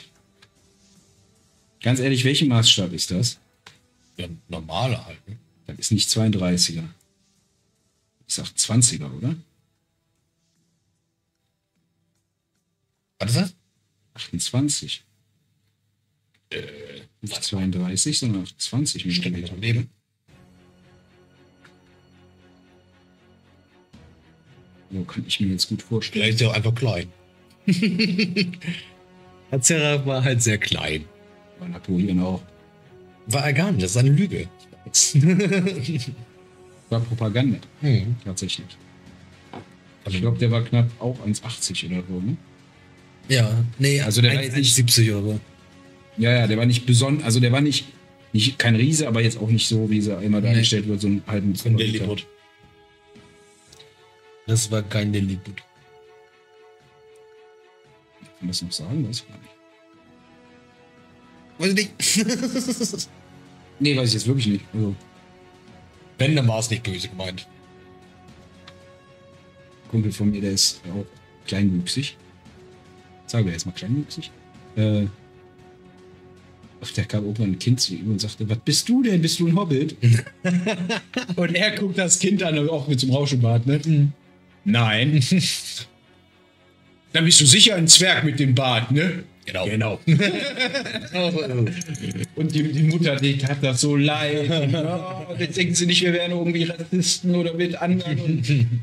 Und er auch nur so, ey, das ist ein Kind. Ja, richtig. Das ist ein Kind. Ja. Dann haben die sich unterhalten und woher hatte er das? Ja, die haben vorher Herr der Ringe geguckt. Ist doch logisch, dass er dann auf sowas kommt, oder? Stell dir mal daneben, also der dieselbe Maße hat wie der Känguru. Obwohl, der ist ein bisschen größer, ne? Ja doch, selbe Größe. Ja. Doch. Der ist halt einfach sehr schmal. Ist halt ein eingefallener Licht. Mach den nicht kaputt. Ach, das kriege ich schon hin. Also, dass ich den nicht kaputt mache. Hat er noch Helm oder ist das? Nee, das ist Helm. So ein Mist. Helm? Das ist noch Helm, nicht Gesicht.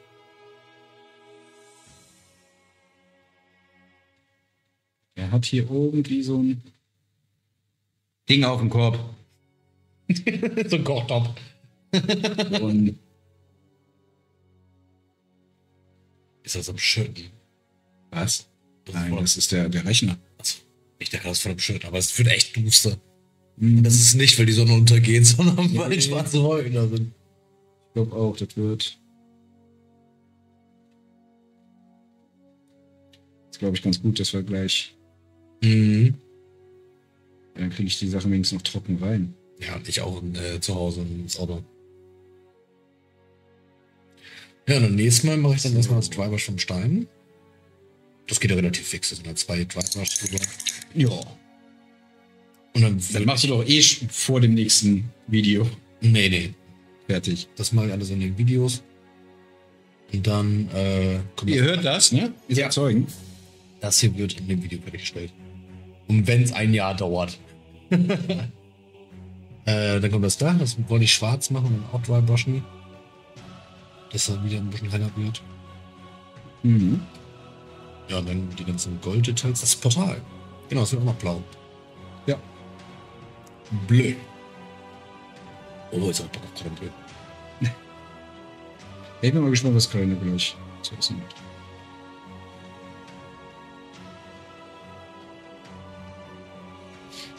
Kam die, also meine Frau, die kam vor 2 Tagen, kam die von der Arbeit. Kannst du mir mal helfen? Ich war einkaufen. Okay. Ja. So, also Essen einkaufen, nix. Also die kam nicht irgendwie mit, weiß ich nicht was an. Hm. Und ja, haben wir zusammen die Box ausgeräumt. Ja, Einkaufsbox und so. Und ungelogen 12 Mal gefrorene Pizza. 2 Stück von jeder Sorte. Was hast du kaputt gemacht? Nichts kaputt. Ich habe hier an dem Kenku noch so eine Stütze abgemacht. Was hast du kaputt gemacht? Ich habe auf dieses Ups gewartet. Ist ja nicht so, dass ich das nicht von mir selber kenne. Weißt du, so dieses oh. Und einmal neu ausdrucken. Nee, viel schlimmer ist, das passiert mir meistens bei gekauften. Oh, Da gucke ich dann und stelle fest, oh Mist. das ist wirklich bitter dann. Ist mir, da habe ich danach auch aufgehört, abends passiert. Ich wollte die Mannschaft zusammenkleben Mhm. und Carina hat es Gott sei Dank gemerkt. Ich habe es fast zu spät gemerkt. Ich habe den falschen Kopf angeklebt und wunderte mich, warum das nicht passt. Oh. Und Carina sagte immer, du hast dich vertan, das ist nicht die Nummer. Ich so, oh. Und dann habe ich das Gott sei Dank noch abgekriegt. Mhm. Aber das kenne ich auch. Das ist dann manchmal. Vor allem, wenn man so viele Sachen gleichzeitig zusammenklebt, Mhm. dann hängst du da halt und denkst dir irgendwann, oh, keine Lust mehr. Jetzt musste ja das sein oder das. Und dann passieren Flüchtigkeitsfehler. Ja. Ja, und der hier sollte ja eigentlich einen Dolch noch in der Hand haben. Ja. Genau, da sieht man das. Da werde ich einen Knochen draus saugen, dass so ein Hundeleckerli hat. Ja. Macht ja Sinn. Ja, vor allem, da ich nur eine Hundeminiatur habe. Kann man das ja ganz gut mit verbinden. Das ist für den Köcher. Jetzt bist du. Du bist übrig. Ja. Was hast du jetzt kaputt gemacht? Nix. War ja gar nichts kaputt. Das habe ich gleich so kaputt, weißt du, wenn ich jetzt gleich wirklich so, oh shit. Nein, ich hab gar nichts kaputt gemacht.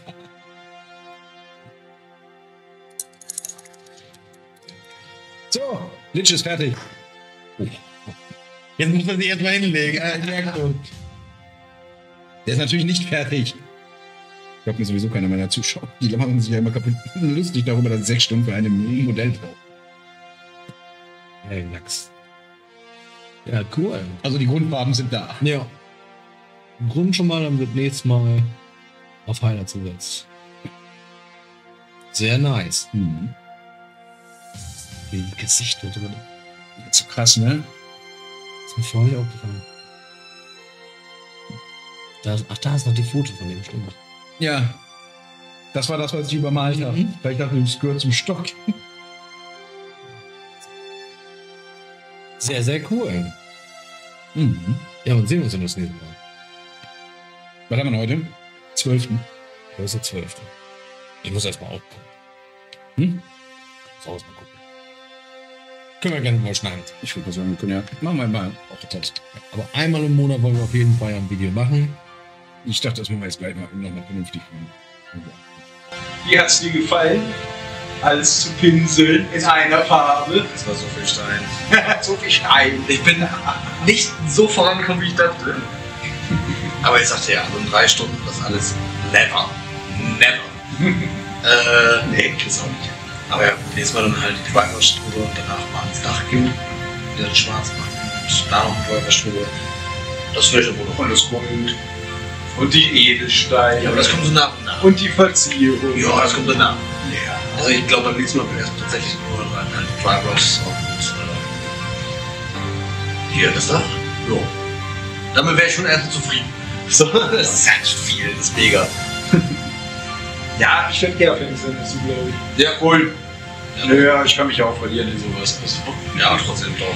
aber bei mir muss da ja jetzt auch nochmal das Dunklere drüber, dann muss ich da ja wieder ein bisschen hell. Das Gesicht muss ich vernünftig hinkriegen. Ja, da ist noch ein bisschen zu tun. Ja, Zerrock. Ja, Er hat alle Zeit der Welt. Nee. ich hab einen 3D-Drucker. Ja, stimmt. Gut, wenn es euch gefallen hat, der liebe Twitch-Account, der ist unten verlinkt. Vom lieben Groschner, da spielen wir alle 14 Tage Genau. Dungeons and Dragons. Immer dienstags 19 Uhr, alle 14 Tage. Genau. Und ja, wenn es euch gefallen hat, lasst auch gerne mir ein Abo da. Und vielleicht kriegt ihr es ja auch mal irgendwann hin, auch auf dem YouTube-Kanal zu machen. Push den Like-Button. Genau. In dem Sinne, schönen Abend euch noch oder wann immer ihr das Adios. guckt. Bis zum nächsten Mal. Ciao. Bye, bye.